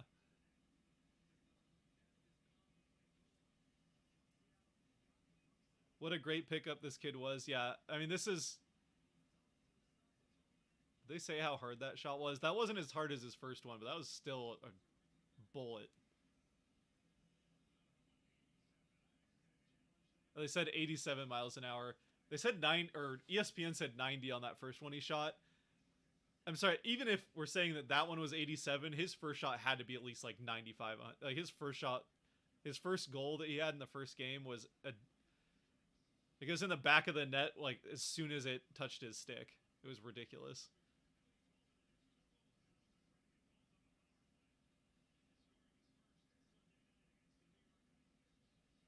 Oh, nice play by Gord. Oh, Tanev almost had it. Oh, Gord got off a shot off a bouncing puck there. Almost got it through. Oh, Rasmus Sandin sounds down. Something hit him up high. Oh, yep. Gord's stick ran up. Like Gord hit him with his stick and it ran up and got him in the face.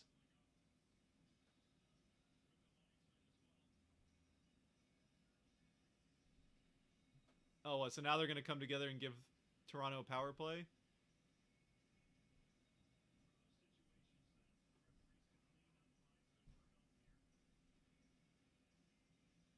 I mean, sure. If they do give him a power play, I'm going to be it would be the right call, but they missed that high stick Matthews had on Alexiak earlier, and now they're going to come together and call a high sticking. Like, what are we doing here?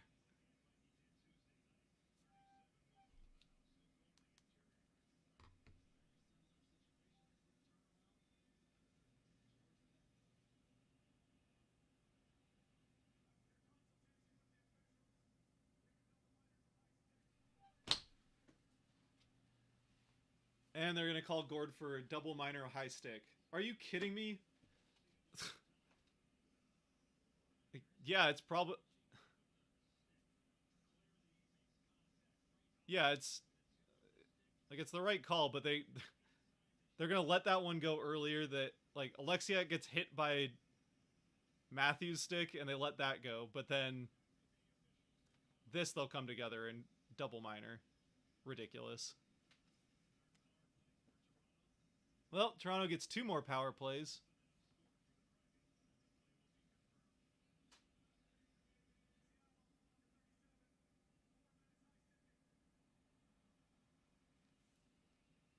And it's, of course, Gord, too, one of their better penalty killers.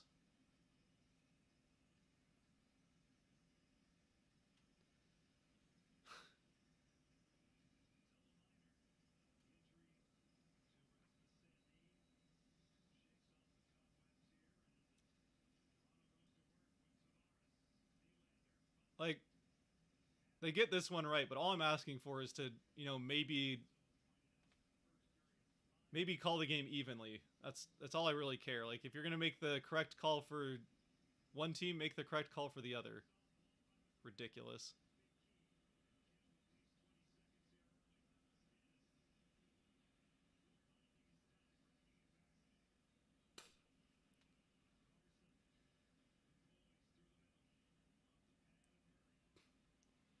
All right, good face-off win, and then Tanev did a really good job there. Like, took it as far as he could, and then dumped it back so they could waste even more time.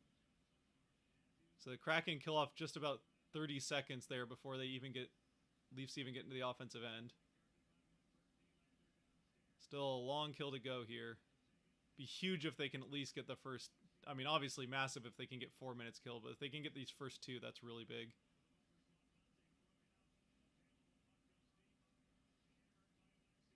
Does Alexiak get it out? Yes, he does. Gets past Marner.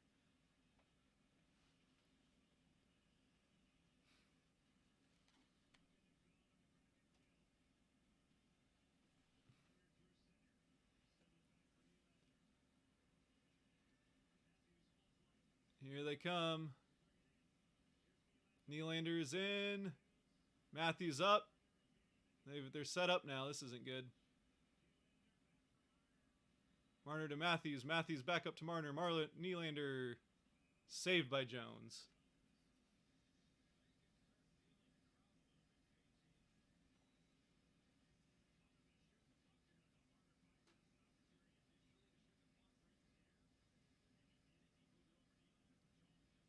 Yeah, I mean, again, this double minor was the right call. The problem is that they didn't like. There was a high stick earlier that was right in front of an official, and they didn't make that call. So it's like they didn't make the call on either one. To be fair, then they regrouped and decided to make this call instead of doing the same thing earlier. So it's just one of those where like they made the wrong call earlier, and I don't know. Like don't want to say 2 wrongs make a right, but it is kind of one-sided officiating there. And ultimately, that one would have been a single minor, and this is definitely a double minor, so it's still like. But.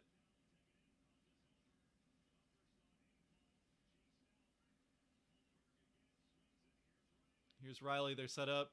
Come on, get through these last few seconds. It's out. All right, so we got the first 2 minutes are out. First 2 minutes are done, so they can. If they score, then their power play's over. So that's good at least. Tanev must have blocked a shot there. He's not looking too hot going to the bench. Not ideal for the next 2 minutes. One of the better penalty killers the Kraken have as well. Nice save by Jones there on Bunting. Good stick by Beniers.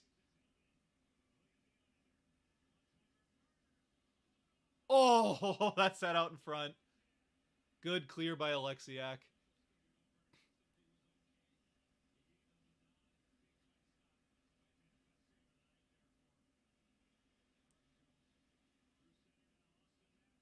Austin Matthews through the middle. They'll get set up. Bunting out to Nylander to Marner. They go with the five forward power play again. And they score. Tavares tips it in and it's tied. So there you go. That's what happens.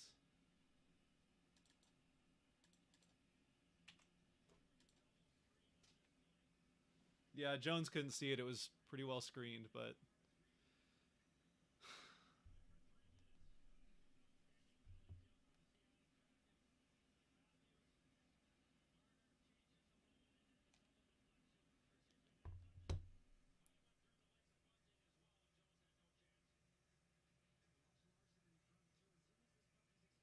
yeah, yeah. Marner off Tavares' stick through Bunting's legs and into the net. Tie game. Honestly, pretty good kill. Other than like, they're still 3 for 4 on the kill tonight, which I guess is exactly the 25% power play that the Leafs have. So they're keeping their power play, but a better night on the kill than the Kraken are used to. Dunshute scores! Yes! The Kraken take it right back. Was that just straight up Dunn's goal? It looked like it went off something in front.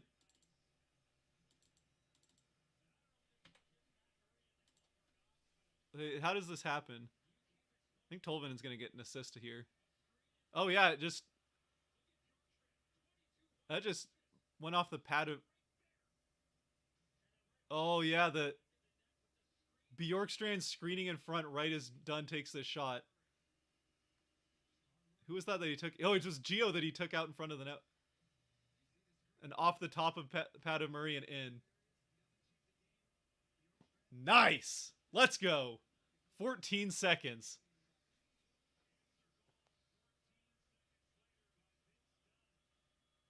Shoot! Oh, I thought Schwartz had it. Oh, that just had that feeling of like this might be the one. All right. There we go. Schwartz getting it out.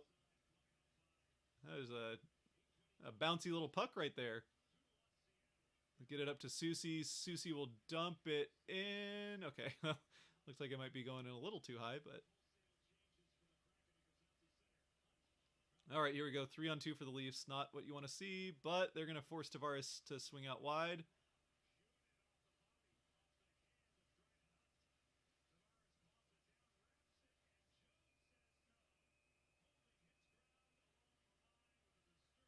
Oh, Yarncroke and Larson getting a bit okay. Yarncroke and Larson are getting a little spicy there in front of the net, but a little zoom in there, and they both kind of gave each other a smile afterwards. Obviously, having played most of last season together.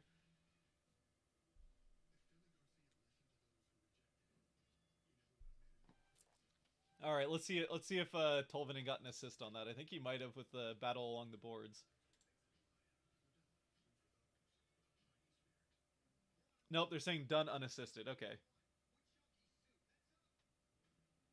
So Dunn 2 points on the night because Dunn had an assist on the Tolvanen goal, obviously.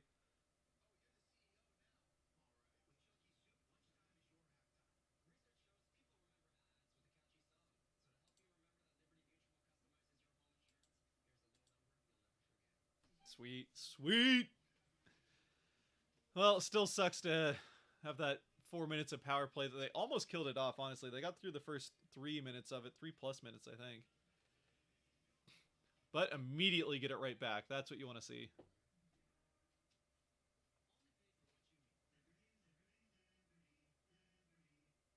Oh boy, we've got a game on our hands. That's what we like to see.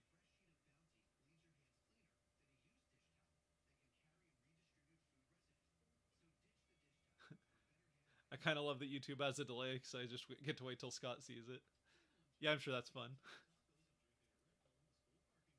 I feel like that's probably like right. That's probably the better way to watch like a reaction stream like this, right? To have the game going, you get to have the excitement yourself, and then you get to watch like the excitement. I don't know. I think that's probably it's not the way that I intend. Like it's just kind of circumstances make it be that way, but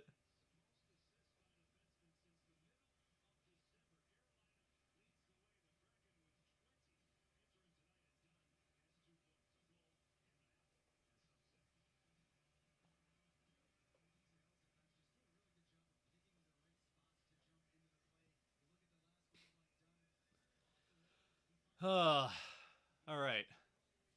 Feels good to still have the lead. Shots are still 11-18 Toronto's favor, but Kraken have started to kind of work their way back there a bit, or at least keep it evened out since that pretty one-sided start. It was what, 8 shots to, I think it was 8 shots to none at one point. I don't think they got to. I think the Kraken got one before they got to 9. But here's Beniers in with it. Beniers tries to get around Liljegren. It's out, and the Kraken will get back to it in their defensive end. Schultz around to Alexiak. Alexiak up to Burakovsky, and it's turned over in the neutral zone. So Leafs into the offensive end. Matthews has it behind the net. Alexiak's got it. Up to Eberle. Eberle will sling it in. Burakovsky down along the boards. Back the other side for Hall.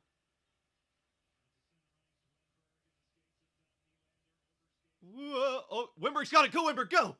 Go, Wimberg, go! Oh, yeah, he didn't have a shot there. Good. Oh, Larson with a fire.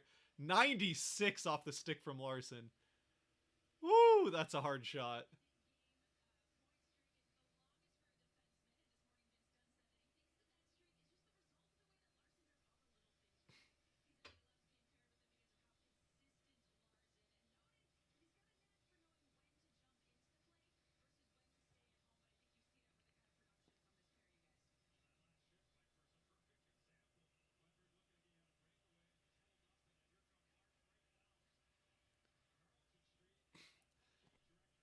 Yeah, Wemberg ended up getting defended well there, so that was we do get on Wemberg sometimes for not taking shots and looking for passes. But I don't think he really had. I think he made the right call on that one. Out of the corner, back into the corner. Larson down behind the net. Dunn will get it up along the boards. Breakaway, McCann scores! Yeah, let's go! Jared McCann on the breakaway. It's his 18th of the season, and it's 3-1 Kraken. Woo!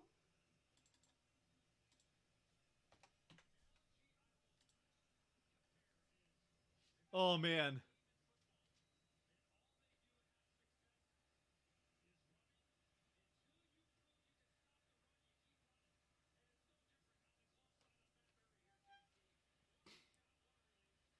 Yeah, all 3 goals have gone in on the glove side of Murray. That's a good point.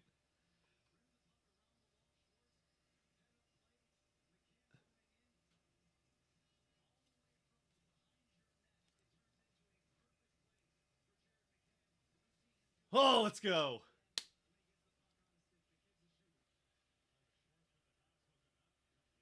Yeah, so Schwartz there with the pass from inside the Kraken defensive end found McCann pretty much on the Leaf blue line.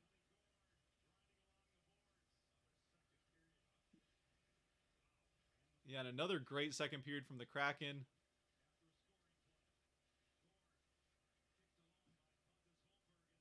Beniers. Oh, that's Tolvanen, sorry. I see the 0 and I'm just like, oh, it must be Beniers. So I forget there's a number 20 now.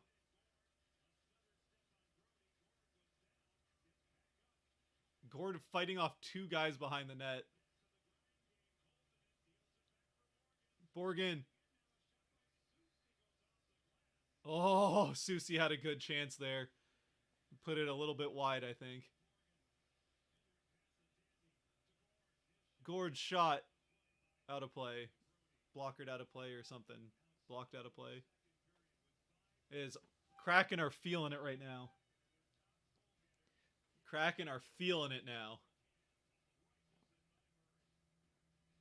And that's Jared McCann, the pick from the Toronto Maple Leafs, Maple Leafs legend McCann scoring on the Leafs.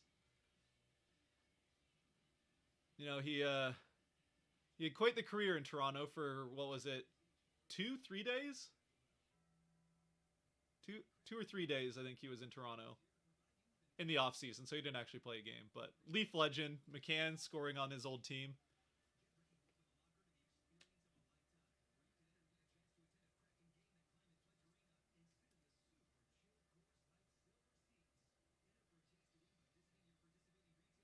He took that really early too. No move, just shot.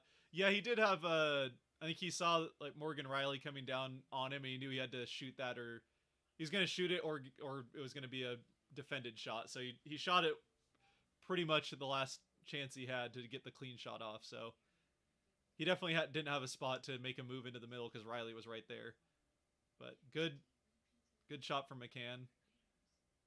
Obviously, McCann's got the heck of a wrist shot, so.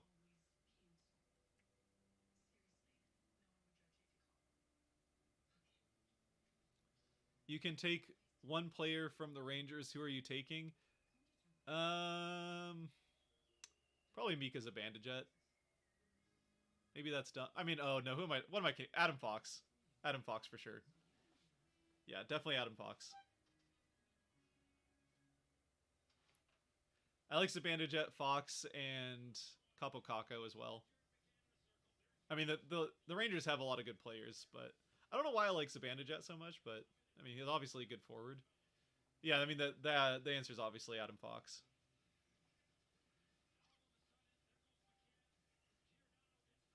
Unless you're talking about the uh unless you're talking about the Texas Rangers, in which case who's the pitcher they just signed? They just signed some pitcher that was like, why are you going there? Was it DeGrom? It was DeGrom. I would take DeGrom. But I'm assuming you're talking about the New York Rangers. So, yeah, Adam Fox or DeGrom, depending on the Rangers you're talking about.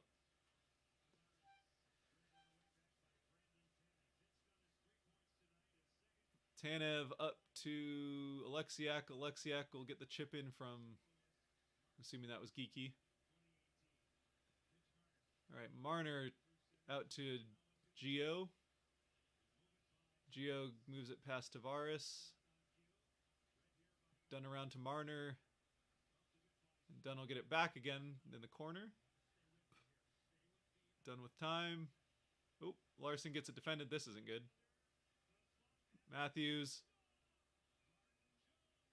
Oh, nice save by Jones. Matthews had the shot he wanted and took some time with it. That is, yep, that's the save of the game for sure. Yeah, Matthews wound up for the one-timer, which got Dunn to go down for the block, and then Matthews just a couple of handles, took his time to pick where he wanted to shoot it, and put it... Uh-oh, my stream froze. Oh, okay. Root Sports froze. That's better. Not ideal still, but as long as it's Root Sports freezing and not my stream, then I'm okay with it. Wemberg to McCann. McCann's shot is defended by somebody. McCann down around to Wemberg. Wemberg, whoa, wheeling around. Still wheeling around. McCann shoots. Blocked in front. Schwartz will get it around the boards to Wemberg. Wemberg, oh, nice play. But he got tripped up. No call, obviously. I think it was probably the right call not to call that tripping, but... We've seen less be called tripping before.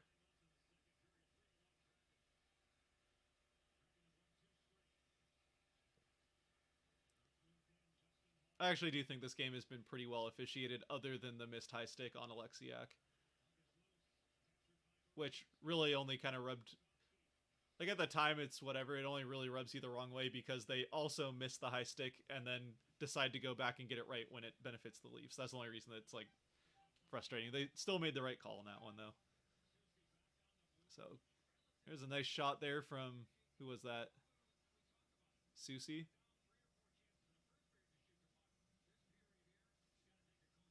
Yeah, that was pretty easy save there for Murray to make, but they get the face-off. So we got Holmberg versus Beniers on the face-off in Toronto's end of the ice. On the blocker side of Murray. So for those keeping track of the goals going in on the glove side. Face-off goes out to the side, but is won ultimately by the Leafs. Kraken get it back. Burakovsky with the puck. He'll break in, get it out to Beniers. Beniers back up in front. Burakovsky's not able to get around Hall. Gio with the puck. Beniers steals it. Oh, okay.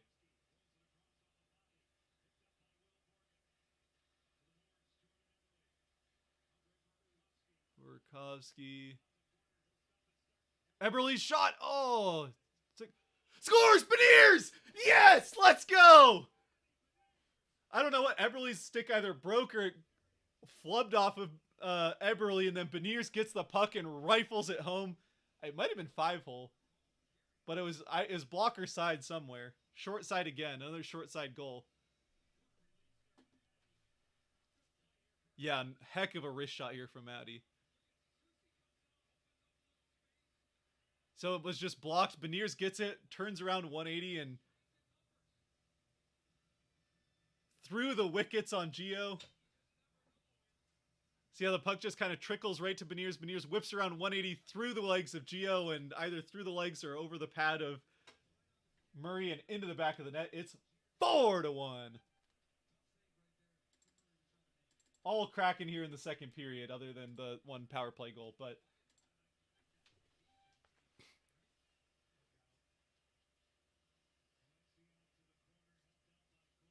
they had 91 and 19 there, getting in. Good to see Calle Yarncroke again, especially since he hasn't scored on the Kraken. Good to see Geo as well, but I always liked Yarncroke. He just kind of had a rough start, and then that trade, obviously, the Kraken got a lot for Yarncroke. The Kraken got a lot more out of that trade than the Flames did, which is always what you want with a trade with a division opponent.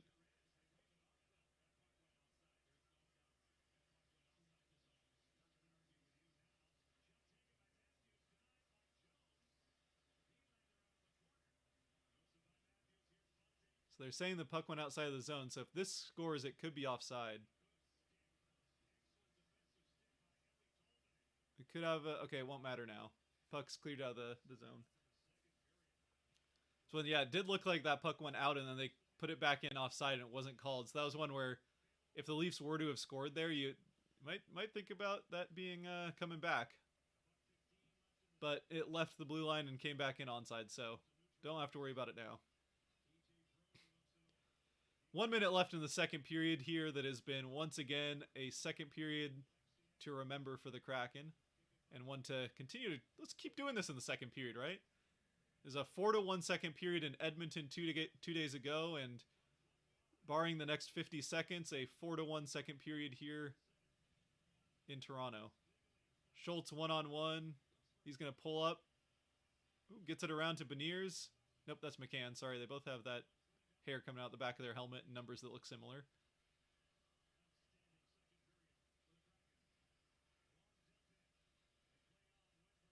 Wember gets it over to Larson. Larson skating it in himself. Dump it into the corner behind the net, where it'll get out. 18 seconds left in the period. They'll whack it back into the offensive end, and with 10 seconds left, that should just about do it. Geo with the puck up to Hall. Hall will get it in. They might get one more shot on goal. No, the Kraken have it. 5 seconds left. Does Eberle get one more shot off? Fire it. Blocked by Hall, and that will do it. Second period is over. Great one for the Kraken. They get 4 goals. Toronto gets 1 on the power play. Starts with the power play goal from Tolvanen. Toronto responds on the double minor. They get the goal on the second of those two from their captain, Tavares. But then Dunn, 14 seconds later, Dunn makes it 2-1. McCann a little bit later on the break makes it 3-1. And Beniers whips around 180. Couple minutes left in the period and makes it 4-1 through the legs of the old captain in Geo. So great period from the Kraken. And now all they have to do is keep one of the better offensive teams from putting up 3 unanswered in the third period. They can't score in the fourth that many times because if it gets to the fourth, it's sudden death. So let's get this changed over to the third period real quick. Saw a Leaf fan in here talking some stuff earlier. Are you still here? We still have a Leaf fan here? Where are you, Mr. E4 Nodiozama? Everyone's welcome. I mean, Leaf fans, you're welcome in here. It's maybe not one you still want to be watching at this point, but respect if you are.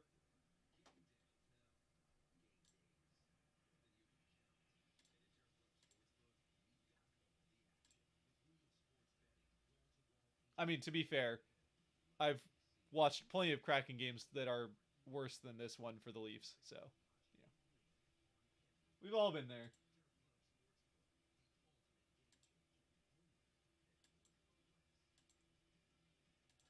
And that should get us third period. It sure does.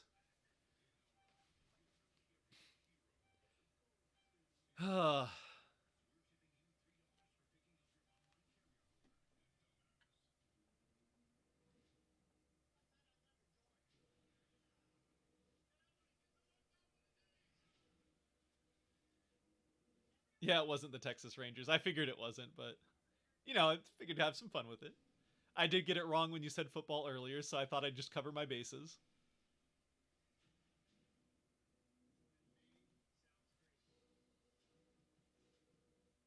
I'm assuming this didn't include goalies. Yeah, that's a good point. I would take Shesterkin.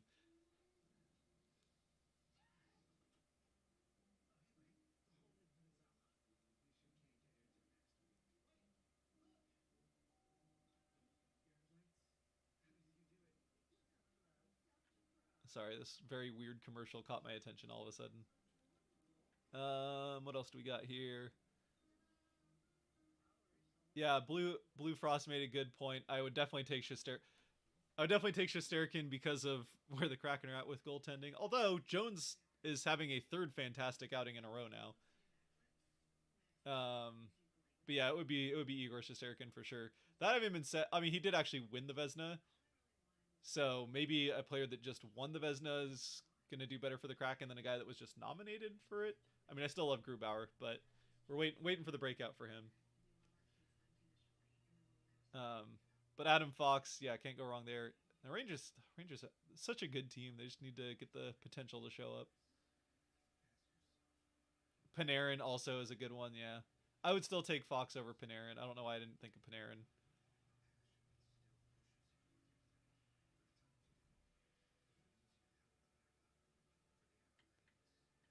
Um, yeah, I guess the okay. To be fair, probably the three that it would be Shesterkin first, Fox second, Panarin third, and then just because I like Zibanejad, I'm gonna stick with Zibanejad fourth.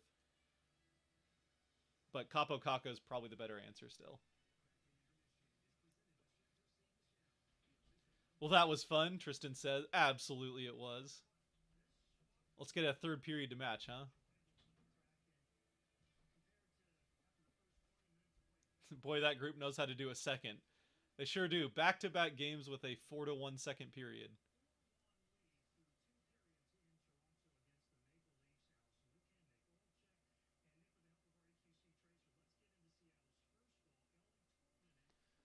Surviving the first period without giving up a goal looking really important right now. Yeah, absolutely.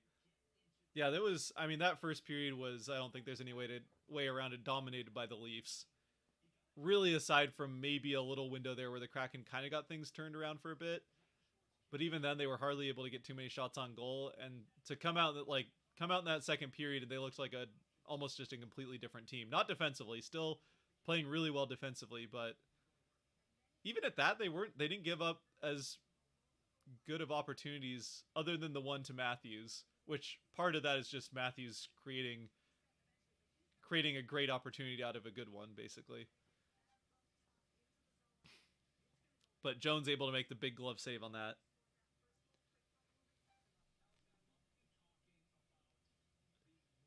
I went on your channel the other day and saw your thumbnails.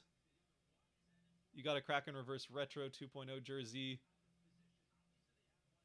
Please tell me it's an Adidas and not a Fanatics. Yes, it is an Adidas. Yeah, I don't. I'm not gonna get it. The only reason I would get a Fanatics jersey is if I wanted one that I could just like wear like camping in places. Like if I wanted a jersey that I could wear places and not really care what happens to it, that would be the only reason I would get a Fanatics. But yeah, it's all Adidas all the way. Um,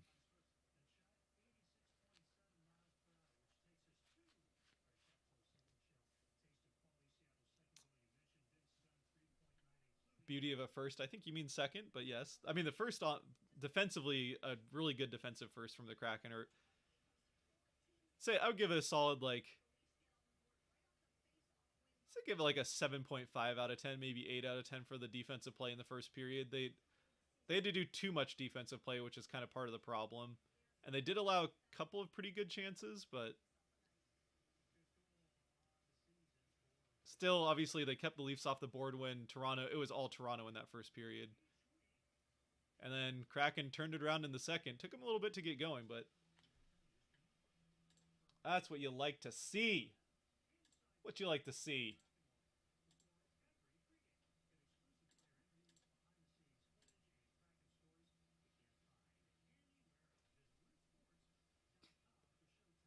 I guess things. So like, I'm just looking over at the.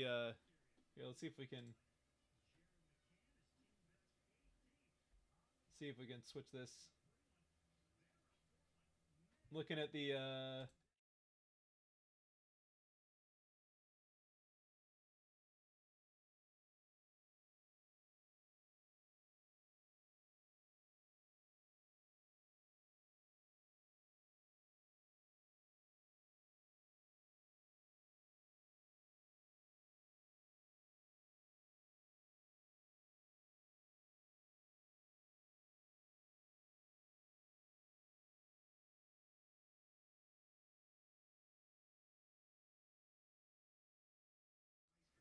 So yeah, it was that good defensive first period. Again, you maybe nitpick why they had to play so much good defense, but they played good defense in that first to keep it scoreless. Couple of big penalty kills against a team that is pretty good. Again, they came into the game. The Leafs came into the game ninth on the power play in the NHL, and the Kraken 31st, and a convincing 31st at that. So pretty solid.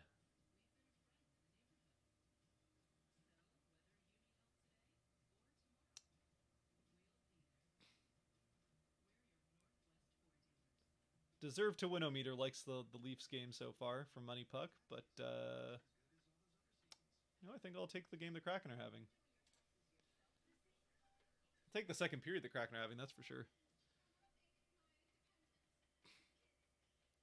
Hopefully these slow first periods don't become a trend, though.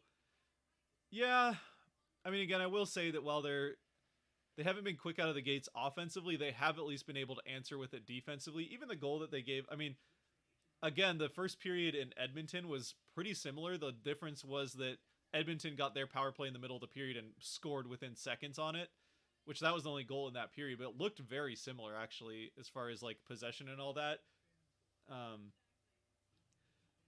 And really to escape that first period again, they played well defensively to get out of that with just the one power play goal allowed in that first period in Edmonton. And then I mean, almost carbon copy. They come into the second period and put up 4 goals and only allow 1.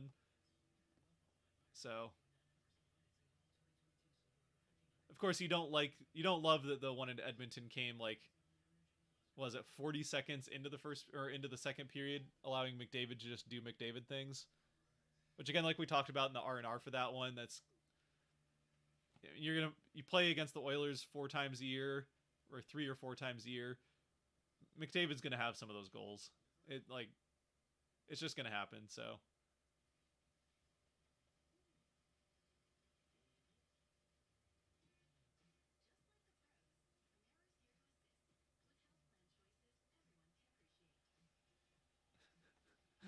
the Kraken, the commercials with the Kraken players in it are kind of funny.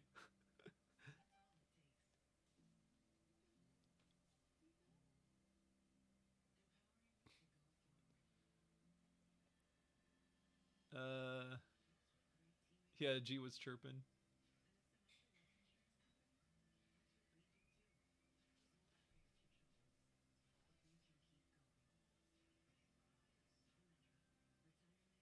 I just want to see the Leafs go to the second round.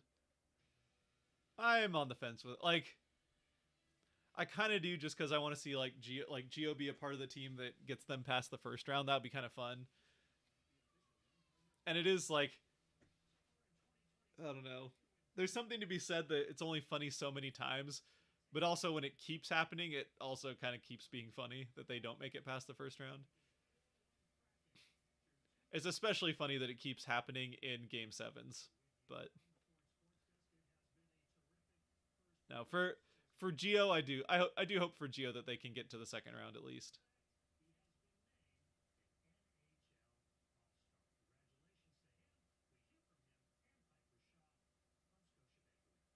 Oh, who's the All Star? Matty Beniers got named All Star. All right.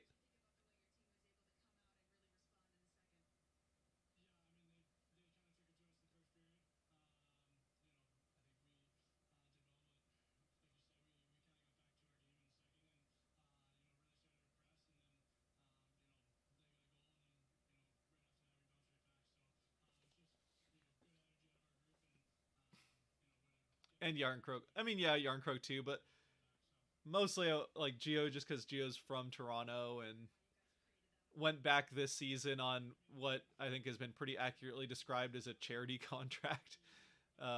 It's a contract that basically just says I'm here to have fun and try to be a part of getting this team through the like in a deep run to the playoffs. But Maddie is an all-star. Yeah, that's right.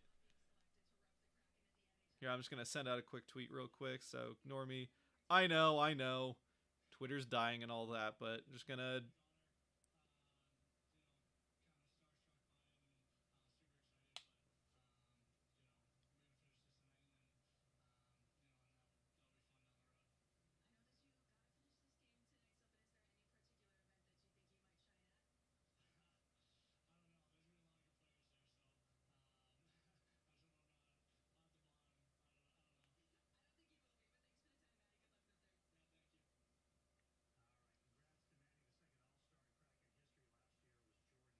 So Eberle and Beniers, the two Kraken All Stars in team history so far. Again, obviously, again they're just gonna have the one player because like eventually they'll have more than one, but because they're a team like so that that does well. The Kraken play well because of their depth and that it's so spread out that you're not going to have the guys putting up insane numbers that are the automatic all stars. Like you don't have a Matthews or a Marner and Beniers. I think, especially like Marner, I think Beniers could be that kind of a player. Eventually, like Beniers, I think will. This is the first of many All Star games for him, and you know this may be the last year that the Kraken have the last year for a while that the Kraken have to rely on everybody getting an All Star to get an All Star. But anyway, Maddie is going to be an All Star.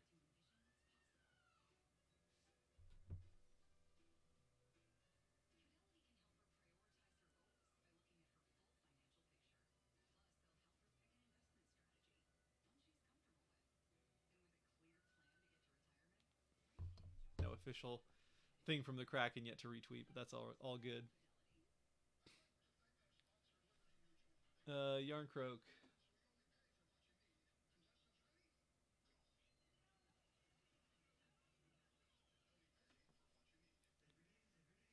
All right, teams that need Bedard.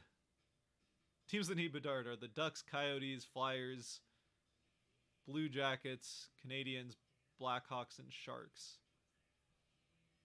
Flyers. Okay, let's see here. Ducks, yes. Obviously, for Ducks and Sharks, both yes, but I don't want to see it for either one because I don't really want Bedard in the same division as the Kraken for obvious reasons.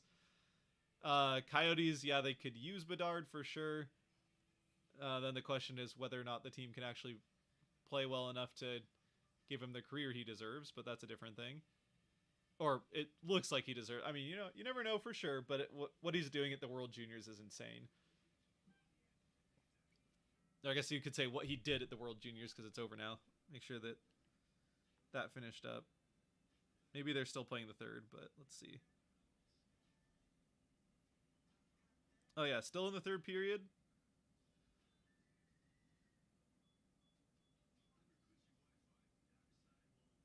Oh, check in, got one back.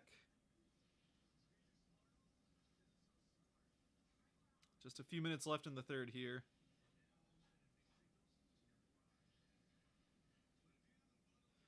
Canada's still up by one. But yeah, Flyers definitely need Bedard. That team's in That team's in trouble. Blackhawks could definitely use Bedard, and I'd like to see the Blackhawks get good. Hopefully, if they get Bedard, they can just go right to the Cannon jersey. That'd be nice. Blue Jackets. Canadians, like Bedard's gonna help any team that he's on. I don't really feel like the Canadians need him though. Like they have so much young talent already that they're gonna get a good player in this draft anyway. I feel like there's enough young talent there that they don't rely on Bedard to really get that turned around. I think it's already turning around for them. It's just a matter of the young players that they have getting experience and getting a little bit more into their prime and all that. Again, obviously Bedard is going to help whoever he goes to, and Blackhawks, yeah, they need him, but I don't really want him going to Chicago, to be honest. He may end up going there, though, the way things are going in Chicago.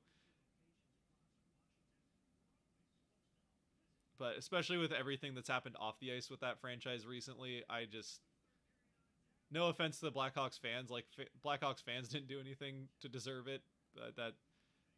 I have a hard time hoping anything good to happen to that franchise for a while based on the off the ice things recently.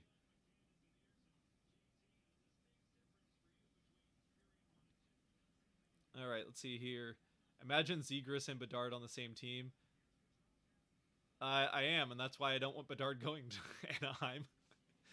Look, it would be a lot of fun to watch, just not a lot of fun for teams who have to compete for playoff spots with Anaheim, and that is where the Kraken are in the same division. So, while yes, from like just an NHL fan standpoint, the idea of Bedard and Zegras does sound like a lot of fun to watch.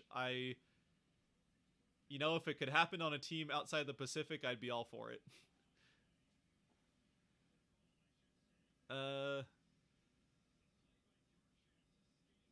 Also got the beanie knit hats to match the jerseys. I don't know what that's in reference to. Let's see. Oh, probably this one. Oh, I did get 3 reverse retro 2.0 jerseys of my hometown teams in New York, Metro, the Rangers, Islanders, Devils, and all 3 look great in person.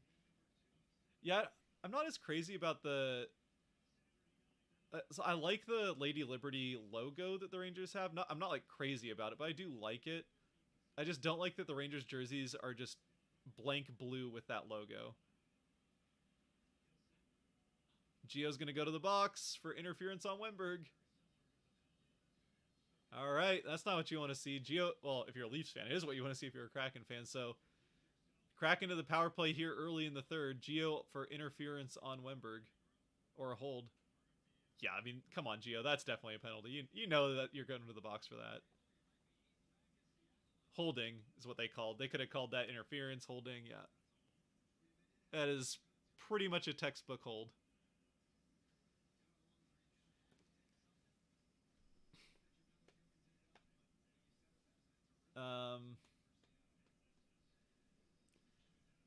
But yeah, like I was saying, I wish the Rangers had jersey had a little bit more than just blank blue in the Lady Liberty. Otherwise, yeah, it's a nice jersey. Islanders, you gotta love the fishermen being back. And the Devils, I do like the Devils one. I like anything that isn't just red and black, though red and black fits the Devils with their whole branding, but I do like anything that isn't just straight red and black I like, so yeah, that one's nice. Ooh, nice move, Burakovsky. Burakovsky over to Sprong. Sprong shot is saved.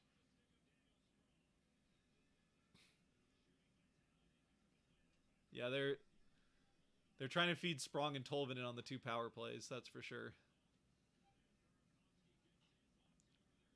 Oh, Sprong had Beniers on the other side. Obviously, like that Sprong's there for the one-timer. But if he sees that and gets that quick to Beniers, that's a goal.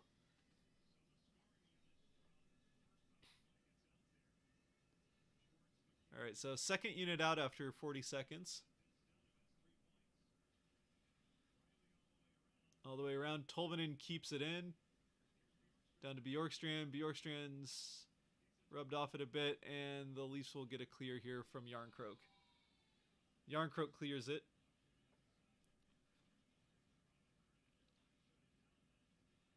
Last 10 goals, 9-1 in favor of the Kraken. Yep, they've definitely been playing pretty well since a couple seconds into the second period in the game in Edmonton. I will say, could it would have been okay with a little bit more out of the third period in Edmonton, and so hopefully they can get that going here in this third period.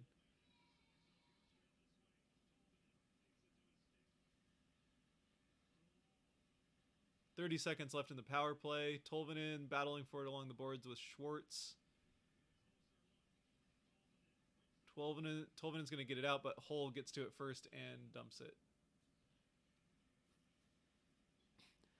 That should pretty much do it for this power play. So the Kraken will go 1 for 2 on the power play out of this. Unless they score somehow here in 8 seconds. Oh boy. Nice move by Nylander. Pulls up. And Nylander put that, I think, by himself just very high. Or maybe it went off of Jones. Let's see. Well, Tanev kind of just got pickpocketed there. Yep. That was just... Nylander just kind of said, nope, thank you very much. Oh yeah, Nylander just got a little too much of the toe of the stick on that shot, and it went right up into the net. Good thing the net's there. Somebody was losing some teeth in the stands.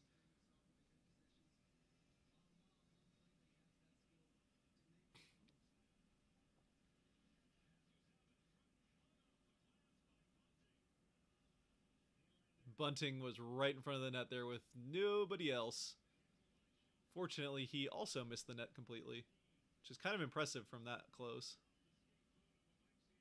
All right, Tanev, let's get that one out. Thank you. Gord, take the shot, buddy. Pass. They scored. It's in. Alex Wennberg, let's go. Get back-to-back games with goals. It's 5-1 Kraken. The route is on. I didn't see that go in, but it is in. I wanted Gord to shoot that, but he passes it, and Wennberg tips it, I'm sure, through the 5-hole. Let's see this. Yep, Wennberg right through the 5-hole. Ooh, that was going wide. That went off. I mean, there's not much more Murray can do there. Oh, it went off of... Oh, that's... All right, Steve Dangle's going to have fun. That's a dang it. That's a Steve dang it right there. Murray, as he's sliding over from one side to the other, his stick hits the puck was going well wide of the net from Wennberg. It goes off of Murray's stick as he's sliding across and then through the 5-hole. Murray accidentally kind of scores on himself there. 5-1 Kraken on a bit of a fortunate bounce there for Wennberg, getting his second goal in as many games. There we go. Nice save, Jones. Yeah, the Kraken defense.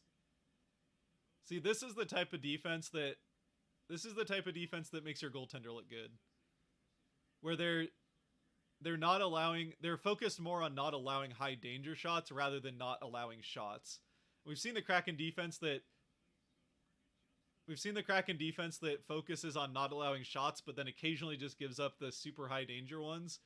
And then when those find the back, you're already not giving up very many shots. And then when the ones that you do are high danger and they score on them, the save percentage is going to go right down the toilet.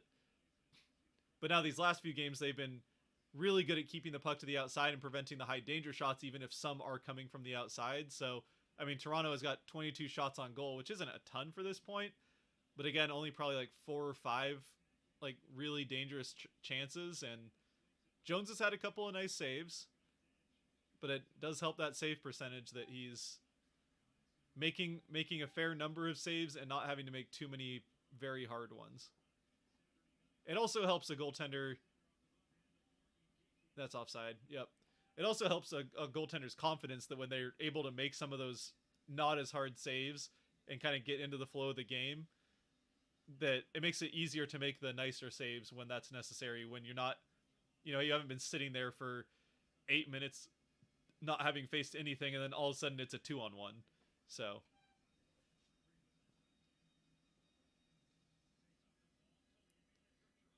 Leafs got smoked. Yeah, 2-on-1 chance for Gord and Wemberg, and Wemberg got a bit lucky. He shoveled it wide, but maybe it was just a pass. He was passing it to Murray so Murray could shoot it on himself, and it worked.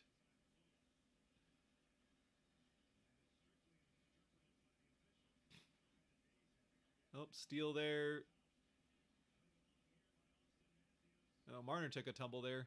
Fell over backwards. That's nice. Not what you want to see. But it looks like he's all right. Oh, Gord's got it. Turnover. Shot goes wide. Might have gotten off of a defensive stick. Turnover there, and Gord got a good look.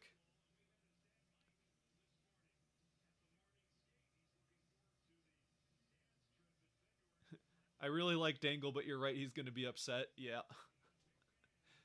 I like Steve Dangle too. I mean, I understand why people don't, but or some people are not a fan, but I he's got passion and you gotta like it.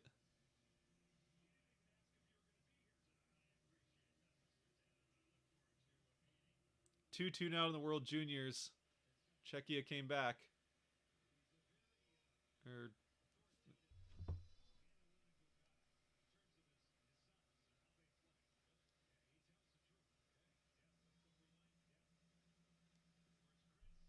Oh, the Tanevs are there. Brandon's dad and mom. At least I assume mom. Maybe that's not his mom, but it was his dad. Confirmed on broadcast. Tanev's dad is there. And Chris's dad, but Chris is not playing in this game. Whoa, that got dangerous all of a sudden. Holmgren's getting some chances for the Leafs, which I'd rather him get the chances than Austin Matthews. Ooh, McCann gets a good shot off. Tight angle, second shot. That one gets across. Schwartz down to Larson. Larson's going to wheel around with it. Larson over to Eberle. Eberle's going to try and get this up to Schultz, I would imagine. Nope. Couldn't quite do it. Wemberg's going to go around. Schultz will get off to try and get... Wemberg's in! Oh! Murray makes the save and cleaned up next to the net, but the Kraken keep the zone, at least for a second. Now it'll get out. Bunting in with a shot, and that is blockered away. Here's Burakovsky. Eberle chips it in. Beniers will go down to it. Beniers is not going to get to it before Geo does. Or no, that was Bunting, sorry.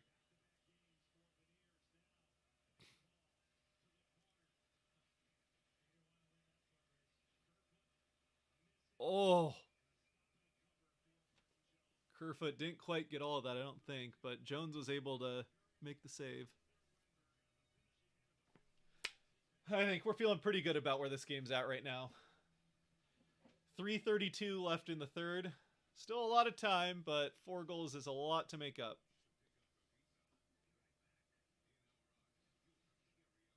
Dangle is annoying with his fake high-pitched screaming. I don't think it's fake. It is high-pitched, and I can see where it would be annoying, but I don't think that's fake.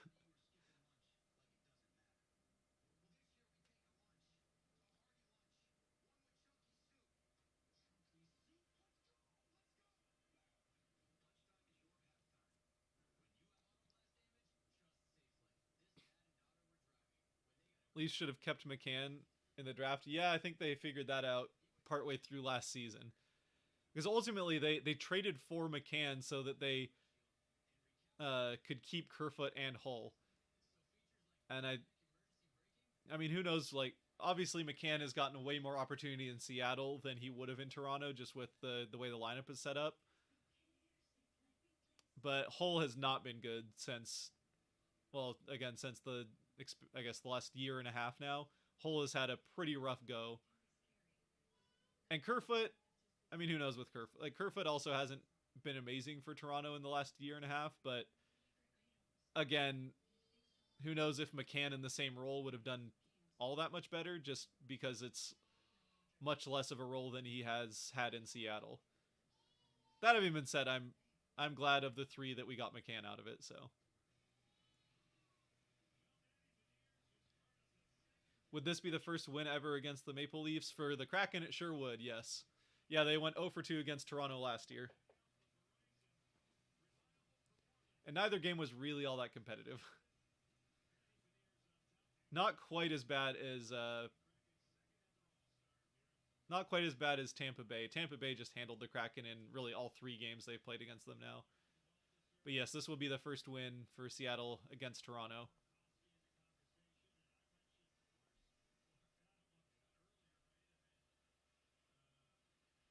Oh! Nice play, Gord. Gord to Tanev. Oh! Tanev tried to kick it to his stick. Gord just stole that from... Gord just stole... Gord stole the puck from Austin Matthews twice there on one shift. Almost got a breakaway for Tanev off of the first steal. He lost to a Zamboni driver who works for you. Classic.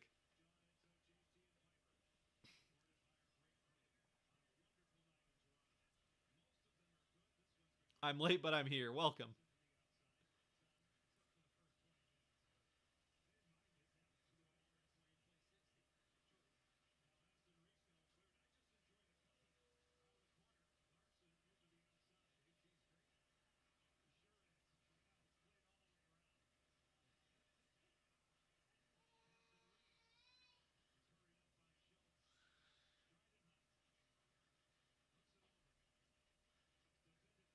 All right. Sorry, just watching the game. Leafs have the puck behind the net. Kraken again playing good defense, keeping everything to the outside. Eberle now with the puck.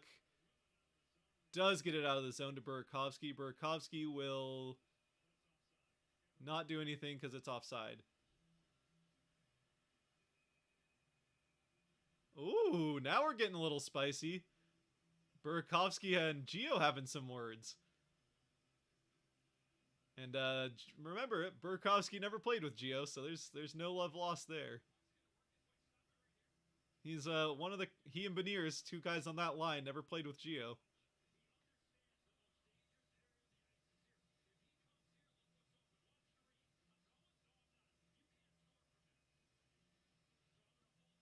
Yeah, that's a good call. Larson made the right defensive call there, staying out in front of the net and letting him have the back of the net, but just making sure no pass can get through.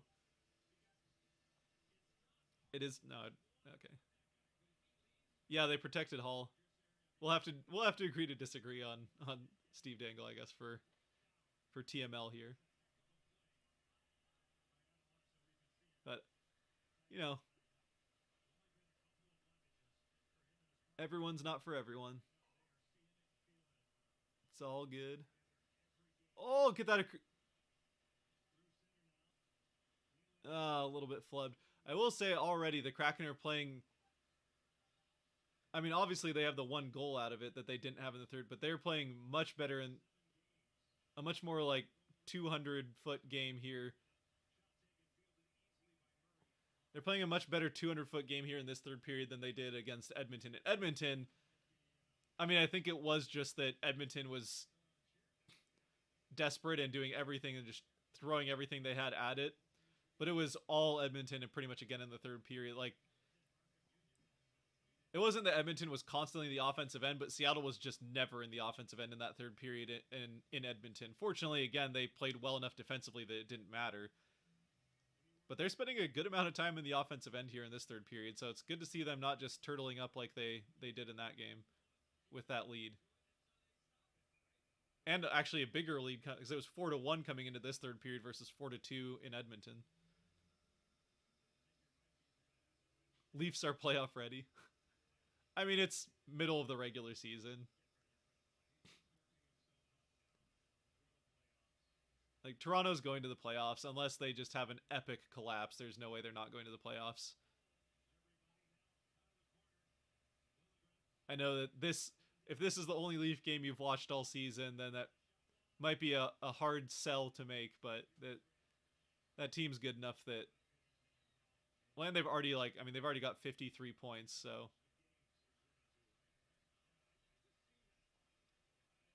I can't wait to get my Kraken jersey. I can't wait for you to get it either. Going to OT, Canada versus Czech. Wow, both the gold and bronze medal games went to OT in the World Juniors. What a year. So who's going to get the game-winning goal? It's going to be an exciting finish there regardless of who scores it. Oh, big chance for Marner there, and he put it wide.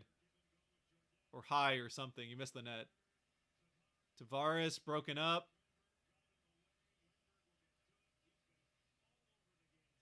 Yeah, Wenberg's having another really good game.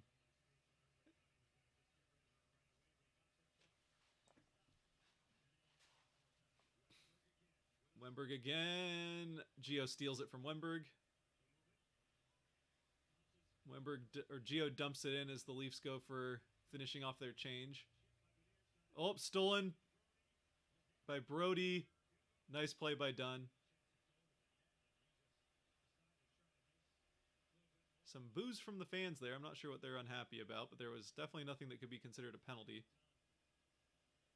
Dunn will go around to Eberle. Eberle will get it taken. Burakovsky has it, though. Burakovsky around. Burakovsky still around. Burakovsky's shot is blocked and gets out of the zone. Dunn has it. Woo! Dunn blows a tire but gets the pass off, and then another pass later, it's turned over. Good defense there by Larson. An easy save to make for Jones. Eberle up to Beniers as the rest of his line goes off for a change. And Beniers will go off for a change, getting it back down to Borgen. 9 minutes left. Kraken up 5-1 with the puck in their defensive end. Sprong back to Borgen. Borgen over to Soucy.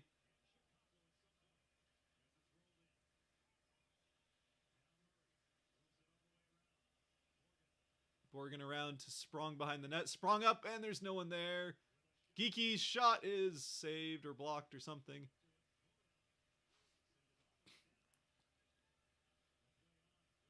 No icing there. Sent back down behind the Kraken net, where Borgen and Bunting fight over it. Now Geeky and Nylander fight over it. Bunting and Nylander still fighting for the puck behind the net. Eventually it gets out. Geo's got it. Geo's going to fire off a shot that's blocked in front by Tanev.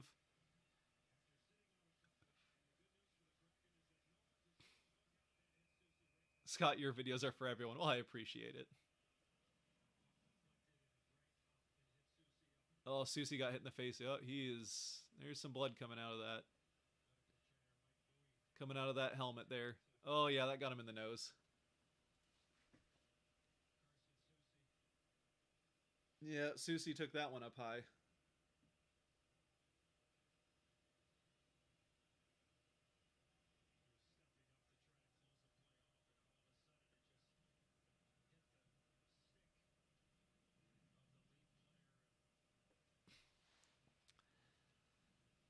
Well, I appreciate you saying my videos are for everyone. I make them for whoever wants to watch them, you know? I don't know that they get enough views that they're for everyone, but just here to have fun and make it enjoyable for anyone that wants to enjoy them.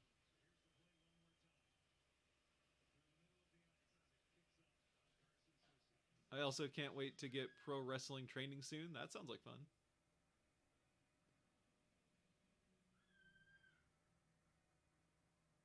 Oof, yeah, Soucy took a puck to the face and definitely seems to have got him pretty good in the nose. Probably almost certainly a broken nose for Soucy. So he's probably out the rest of the game. Well, actually, I shouldn't say that. It's hockey. If he can get the bleeding to stop, he'll probably be back out there. But up 5-1 with like 7 minutes left, maybe not.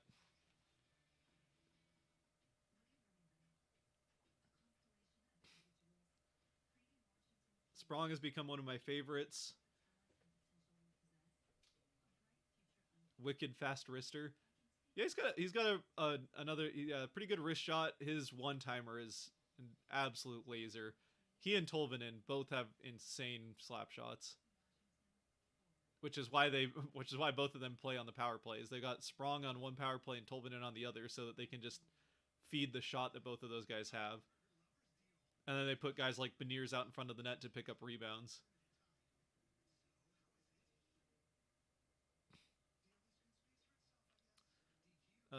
Epic collapse by Toronto Maple Leafs. Name a more iconic duo.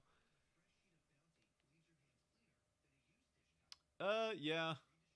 Yeah, the Leafs do like to... I mean, say the Leafs and their collapses are more well known to happen in the playoffs than in the middle of the regular season, but it's true. It does happen in the regular season as well.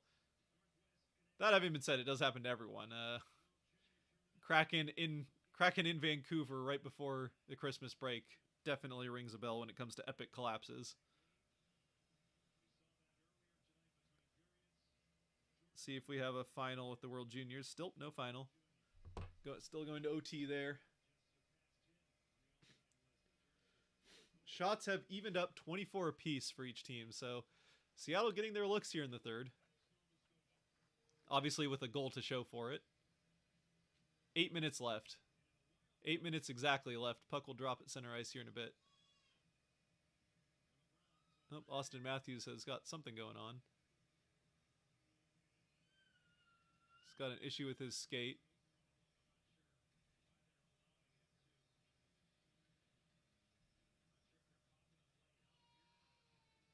Apparently they're just allowing Austin Matthews to get a skate blade change.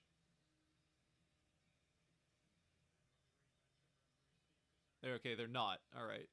I was like, that's not how that works. Matthews is still sitting on the boards. I'm so confused. Like maybe they're just like, oh, whatever. It's 5-1. What could possibly happen? The refs do not seem to care that Matthews' entire back is just hanging over the boards. Well, hopefully somebody doesn't go sliding around those and hit him off of him. Hit him off of it. I mean, I'm sure they won't. It's not like it really matters.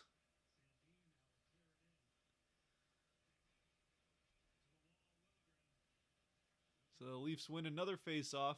Actually, let's see how those face-offs are going. Good block by Dunn. All right, face-offs aren't too bad. Looks like it's 23 or 24-21. Still, Seattle down.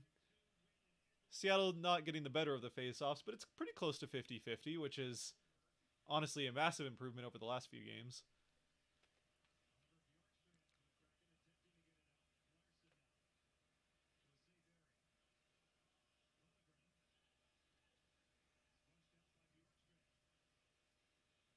All right. Toronto has the puck in their end as we get down just under 7 minutes left to go. 7 minutes left just then.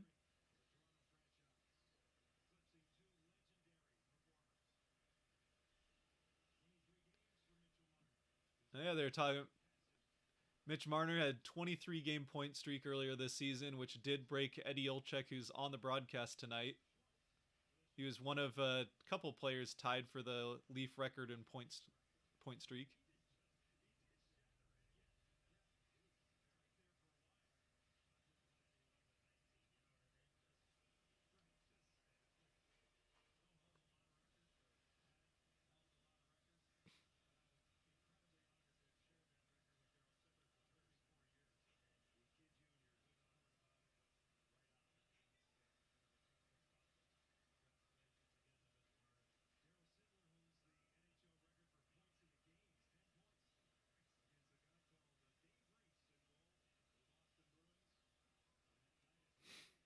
Whoa. That shot got blocked and went very wide of the net. Oh, Eberle's lucky he didn't get more of a hit there. There we go. Nice place. Pass from Beniers to Eberle. Back to Beniers. Beniers will chip it in and go for a change. 5.5 minutes left. Leafs are getting pretty close to needing a goal a minute to tie this one and send it to overtime. Just about it needing a goal a minute to win it in regulation.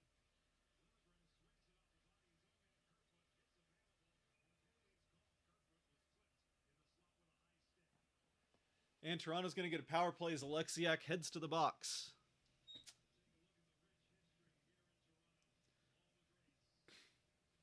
Well, hopefully this isn't the start of something. I mean, as long as the Kraken can, even if they allow a goal here, as long as they can not do it early on in the power play, as long as they can make Toronto work for it, you know, it's all right, I guess. But still, even up 4 goals, you don't really want to test it. It shouldn't matter, but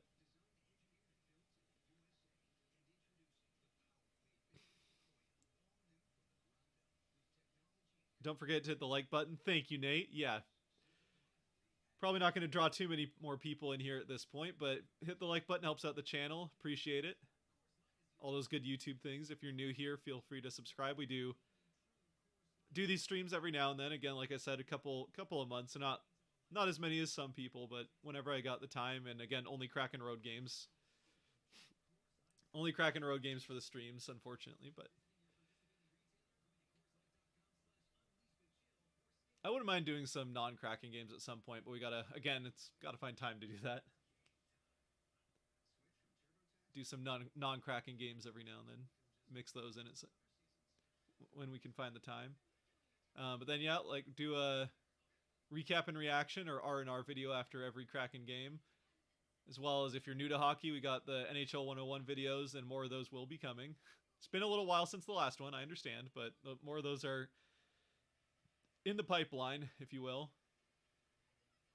And occasionally some other fun stuff. We got like the fan reaction videos, did one for Christmas, did a few over the summer. I meant to do one for every team, but COVID struck, among other things. COVID and a small child, but still do some of those every now and then. So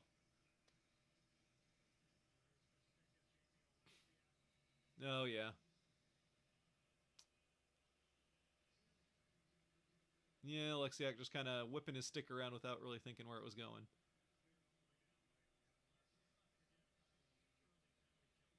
All right, 5 minutes left in the game. Kraken are going to kill off the first at least 20-ish seconds here of the power play.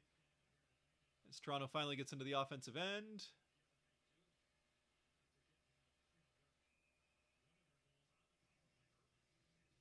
What is this called? High stick? Face off outside the zone. Maybe it was a high stick on Seattle. Will be back in the zone. Either way, we got outside the zone. So 1:33 left on the Toronto power play. Just under 5 minutes left in the game. Toronto wins the face-off quickly out to Matthews. Matthews is going to get a shot, but not much of a shot. Jones easy save. Puck frozen on the boards by Dunn behind the net. It'll pop out, and Larson will fling this one out eventually, I think.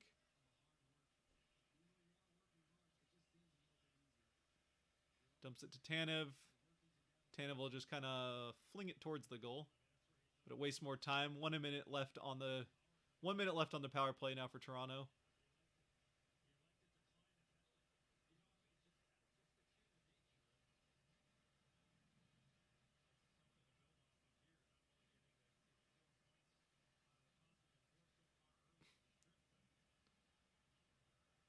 Here we go. Marner's got the puck up by the line.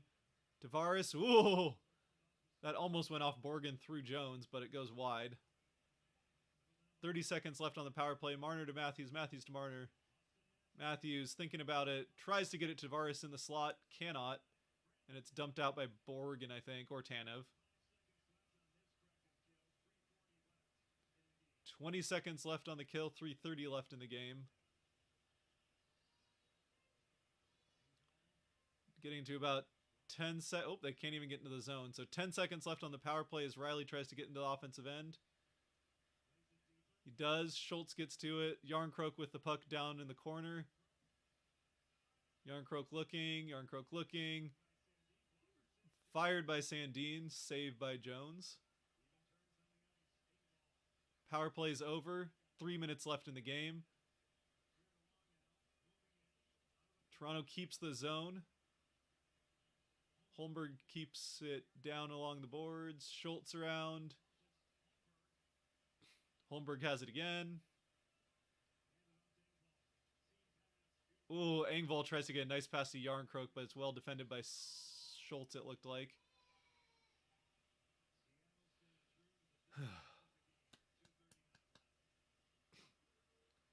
Kings are fake. Bring them back.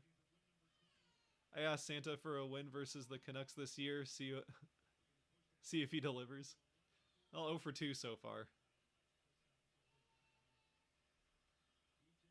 They got the next one's late December, and then it's like March, I think, is the fourth game against Vancouver. I think it's like the 25th of December, or 25th of January is the next Kraken Canucks game, and then I think it's March is the last one. Just over 2 minutes left in the game. Kraken still lead 5-1, and some Toronto fans are leaving the building.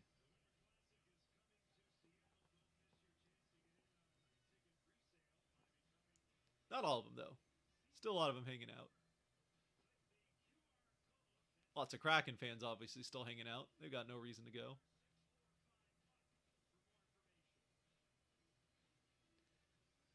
There's a Kraken fan with a, assuming girlfriend, but a lady along with him in a Leafs jersey. Oh, Alexiak just laid someone down on the ice. Oh, nice move there by Tavares, but Alexiak was able to recover. Or maybe that was Schultz. Yeah, it was Schultz.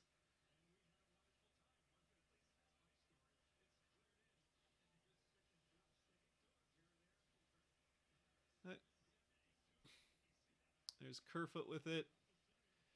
1.5 minutes left. This one is as good as done.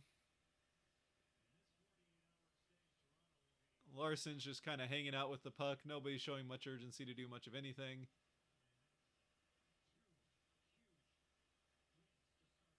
Yeah, 2 big wins to go to Edmonton and Toronto, go to both of those cities and get 4 points, big. And especially with Edmonton to not go to overtime. Again, 5-2, it's not like they were close, but to get 2 points out of that and not allow your division rival to get a point is pretty big. And then to come to Toronto and outside of a first period that they didn't get much offense, really dominate. I mean, shots on goal, it doesn't look like it. It's the Kraken are down 1 shot. It's 25-26 on shots on goal, but really the better chances have been Seattle's.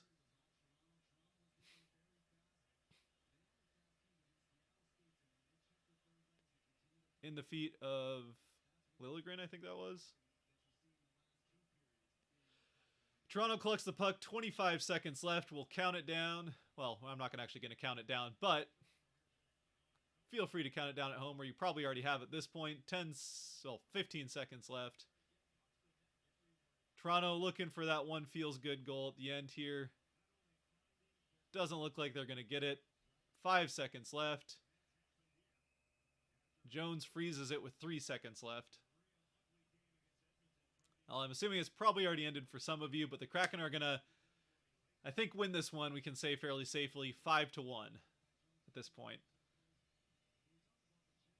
We got a streak, boys. 3 wins in a row. Kraken with the, is it third 3-win? I think it's the third 3-win streak of the season, which they only did once last season, and it was late in the season. Poked away by Sprong, and that will do it. We're final. 5-1. Kraken, big win over the Leafs. First win in franchise history over Toronto. And the Kraken with a statement victory here on the road. Really back-to-back statements. 5-2 in Edmonton and then 5-1 in Toronto. Beniers gives Geeky a big slap on the ass on the way out. Oh, sorry, I don't try to slap on the rear end on the way out. Little slip there. I try to keep it PG here, but or at least PG-13.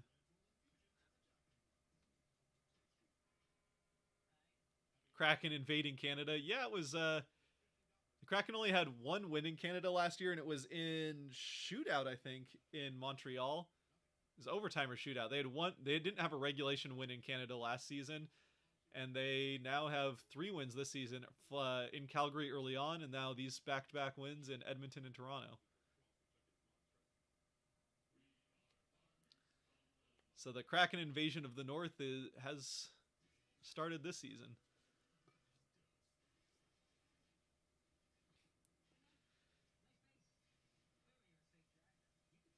And is this a steal for Jones? No, I don't really think so. I mean, I'm not trying to like Jones had a good game. He stops 25 of 26, or maybe it was more than that by the end. Not much more, obviously, but so Jones stops 26 of 27, but he really only had to make like three, or I mean, it was honestly a lot like the Edmonton game where that he was only really had to make like two or three pretty nice saves and had a couple of high danger chances that were either flubbed by Toronto or were shot right at him, which I mean being in the right position is part of it, but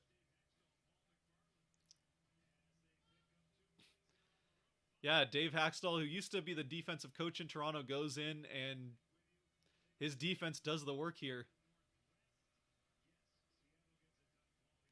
First win versus the Maple Leafs, back-to-back games with 10 skaters with a point.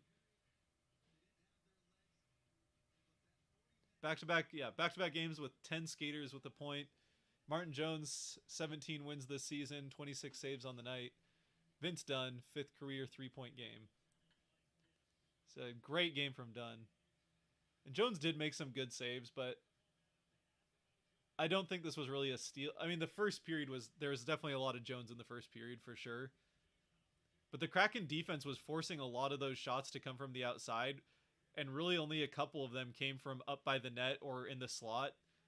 And those are ones like, I mean, they just showed the one there that Jones made, the glove save on Matthews, which I mean, that was a nice save for sure. And he had a couple others, but this one was just a good team effort win.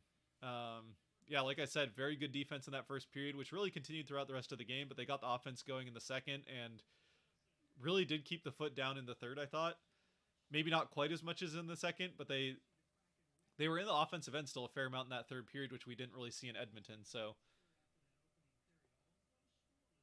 this was, I would say, a defensive, yeah, we'll just say all-around win for the Kraken. Great, good goaltending, really good defense, and the timely offense. So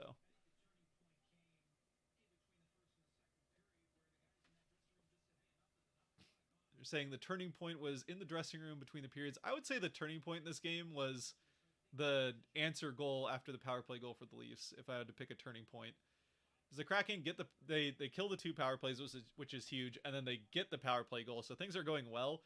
But then you get that double minor on Gord where the game, they don't call it at first, and then they they whistle it dead so they can talk about it. They call the double minor, and then the Kraken almost kill it off but give up the goal to tie the game. To answer that 14 seconds later and take the lead back, that to me is kind of the turning point of this game.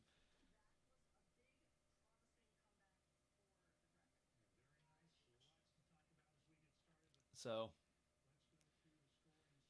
yeah, we got Ellie Tolvanen was the first one there from Dunn and McCann. Then Tavares scores from Marner and Matthews. Dunn 14 seconds later with the unanswered or unassisted goal. McCann his 18th from Schwartz and Dunn. And then Beniers scores on that whip around goal that goes through the legs of Mark Giordano. That comes from Schwartz and Dunn. Or no, sorry, that comes from Eberle and Burakovsky. And then Wemberg in the third with the goal off of Murray's stick as he goes from side to side. That on the 2-on-1 with Gord, and then Tanev getting the secondary assist there. So, yeah, five different goal scorers in the game for the Kraken. Dunn with 3 points, getting 2 assists. Beniers gets another point with another goal, his 13th of the season, which continues to lead all rookies, and also named an All-Star, so that's fun.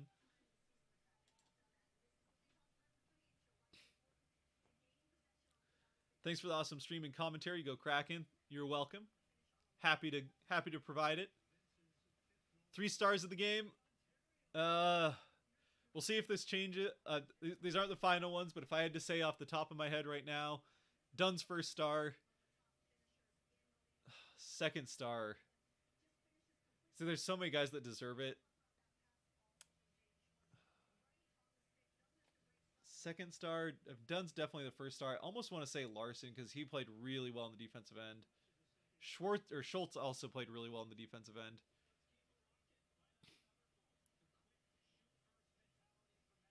Who had the stretch pass? That was Schwartz that had the stretch pass that released McCann. Dunn's definitely the first star. I almost want to give a star to Jones. Like I said, Jones wasn't tested a lot, but he did what he had to do. And that one goal was he was screened by two. The one goal he lets in, he was screened by two players, and it was just a nice tip by Tavares, who wasn't even looking at the goal. He was just tipping it on net, and you hope for something good to happen, and he got it with the redirect and the screen. I kind of want to give it to Gord. Like Gord, I feel like also had a really, really good game, other than the double minor for the high stick.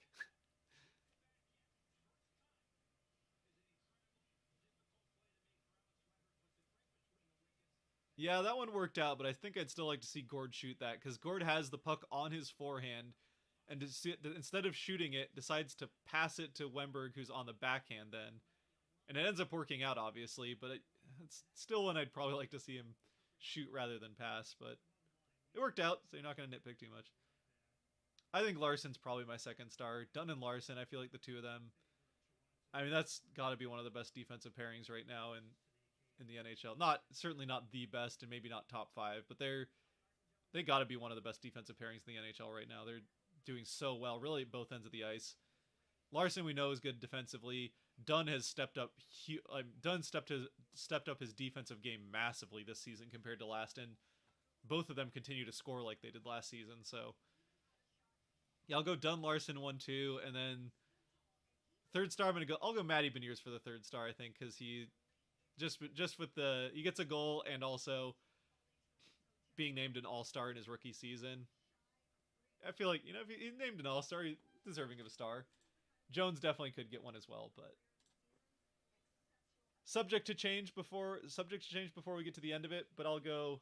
I guess McCann did have 2 points. McCann had a goal and an assist. Anyway, subject to change, but for right now, I'm going Dunn, Larson, Beniers. We'll see if that changes though by the time I get to the end of recording the video. Matt Murray, number 1 star. Yeah, Murray didn't have a great night. Can't go wrong with a Matty Beniers star. Canada win. Ooh. Sorry for spoilers. If you don't want World Junior spoilers, you feel free to tune out now. All right, if you've tuned out, it's Dylan Gunther who wins it in overtime for Canada. Dylan Gunther play for the Sharks. Who does he play for?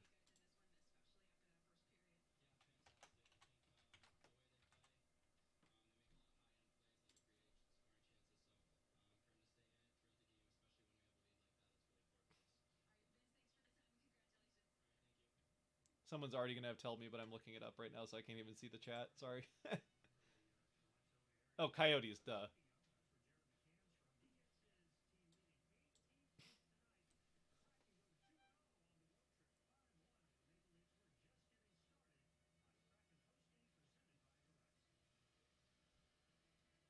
I feel like that Larson should be the captain.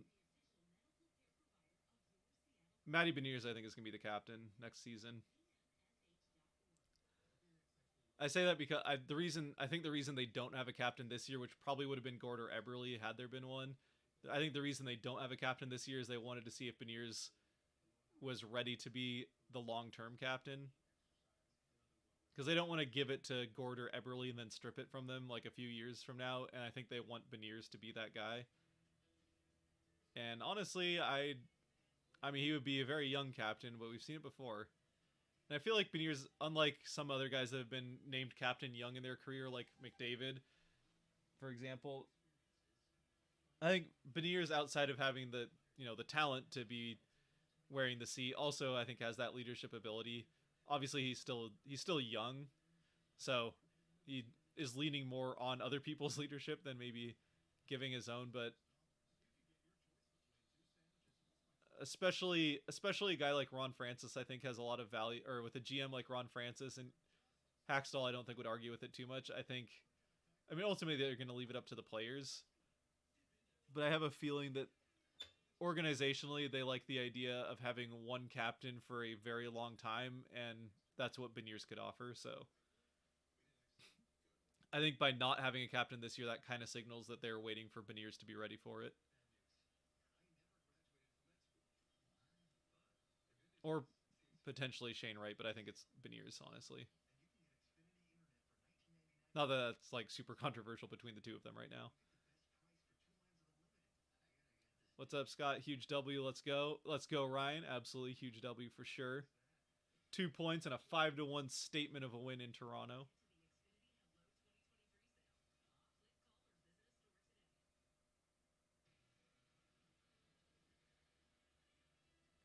Uh, any shot anyone else gets the All-Star nod, specifically looking at Burakovsky or McCann?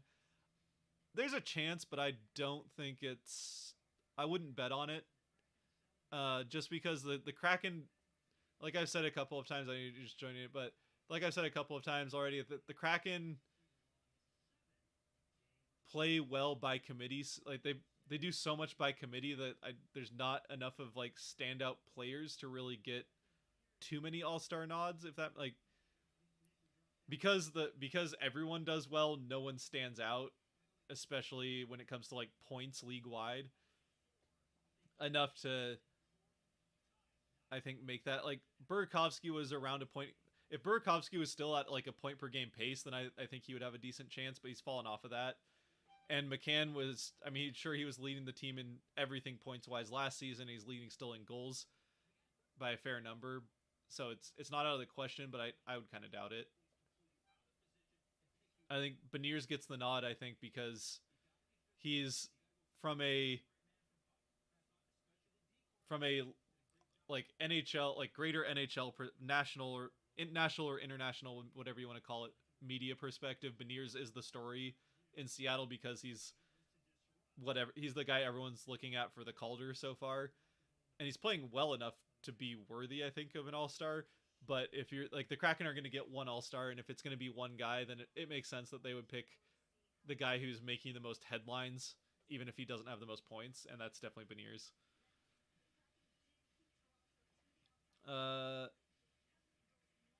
I love that the Kraken are good, but the Leafs beat themselves so often. It's hilarious. Yeah, the Leafs do that a fair amount. Kraken do it quite a bit themselves. Kraken probably do it more, though it's a little more expected. Not quite as much this season. They have done it a few times in the last month this season, beating themselves, but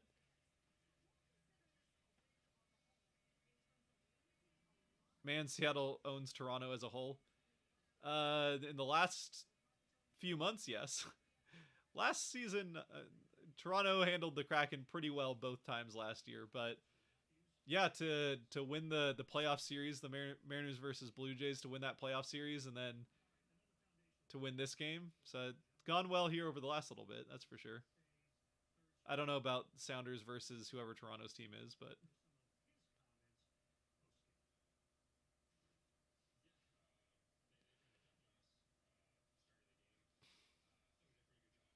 all right, let's give it a few more minutes, and then we'll not Canada, but Toronto. I mean, hey, they're 2 for 2 in Canada on this road trip, which it's been all Canada. It's a pretty Canada heavy road trip for the start of it. Who do they have next?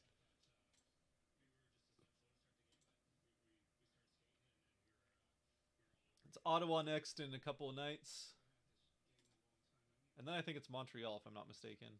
Yep, Ottawa, Montreal, Buffalo, Boston, Chicago is the rest of this road trip.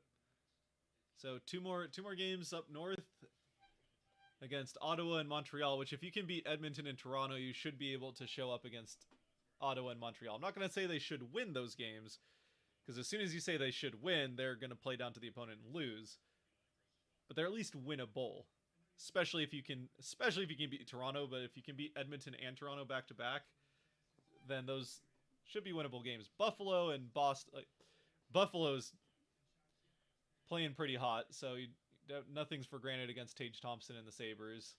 Although the Kraken are 3 for 3 against them so far. And then Boston is the best team in the NHL right now. And Chicago, that's a game you should. That's a game I feel pretty safe saying you should win. Chicago is bad enough this season. That's a should win for sure. Then they get one game against Tampa Bay, which it's Tampa Bay. Then Edmonton again. Anyway, let's get too ahead of ourselves there. But a big win tonight. Ottawa's pretty good right now. Yeah, I mean Ottawa definitely they just had a tough start to the season and they're definitely playing better of late, but I don't like it seems like it's kind of too little too late to actually make a difference for their season. So ultimately all it has to do is make a difference for one game as far as the Kraken are concerned. So we'll see. Had fun, appreciate it. Yeah, this was a crazy road trip. All right, well, I think we're winding down here, but a big win for the Kraken. That's 3 in a row now, beating the Islanders, and then back-to-back here on the road trip, beating Edmonton 5-2 a couple nights ago, and then coming into Toronto and stomping the Maple Leafs. Just, I mean, it's January, but they raked the Leafs right up and got them off the lawn. So, like I said, they were in Toronto, so it's not really the Kraken's lawn, but anyway, you know, you take the meaning. Anyway, back-to-back huge wins. The Kraken now outscoring opponents on this road trip 10-3 in Edmonton and Toronto, and go to Ottawa here in a couple of nights, another 4 o'clock game, then Montreal at 4:30 on Monday. Yeah. So yeah. Vancouver should have been a win too. Yes, it should have been, but it wasn't. So different times. The Kraken are past that now.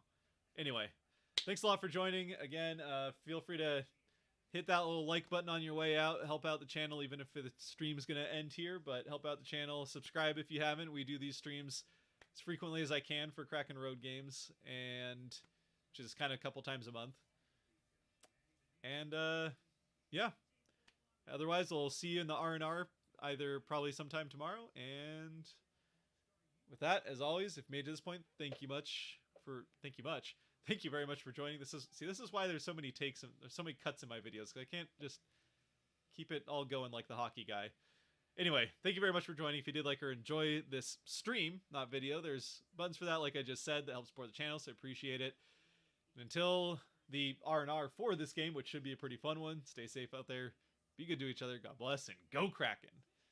All right, now we're ending the stream awkwardly, and it takes, there we go. End.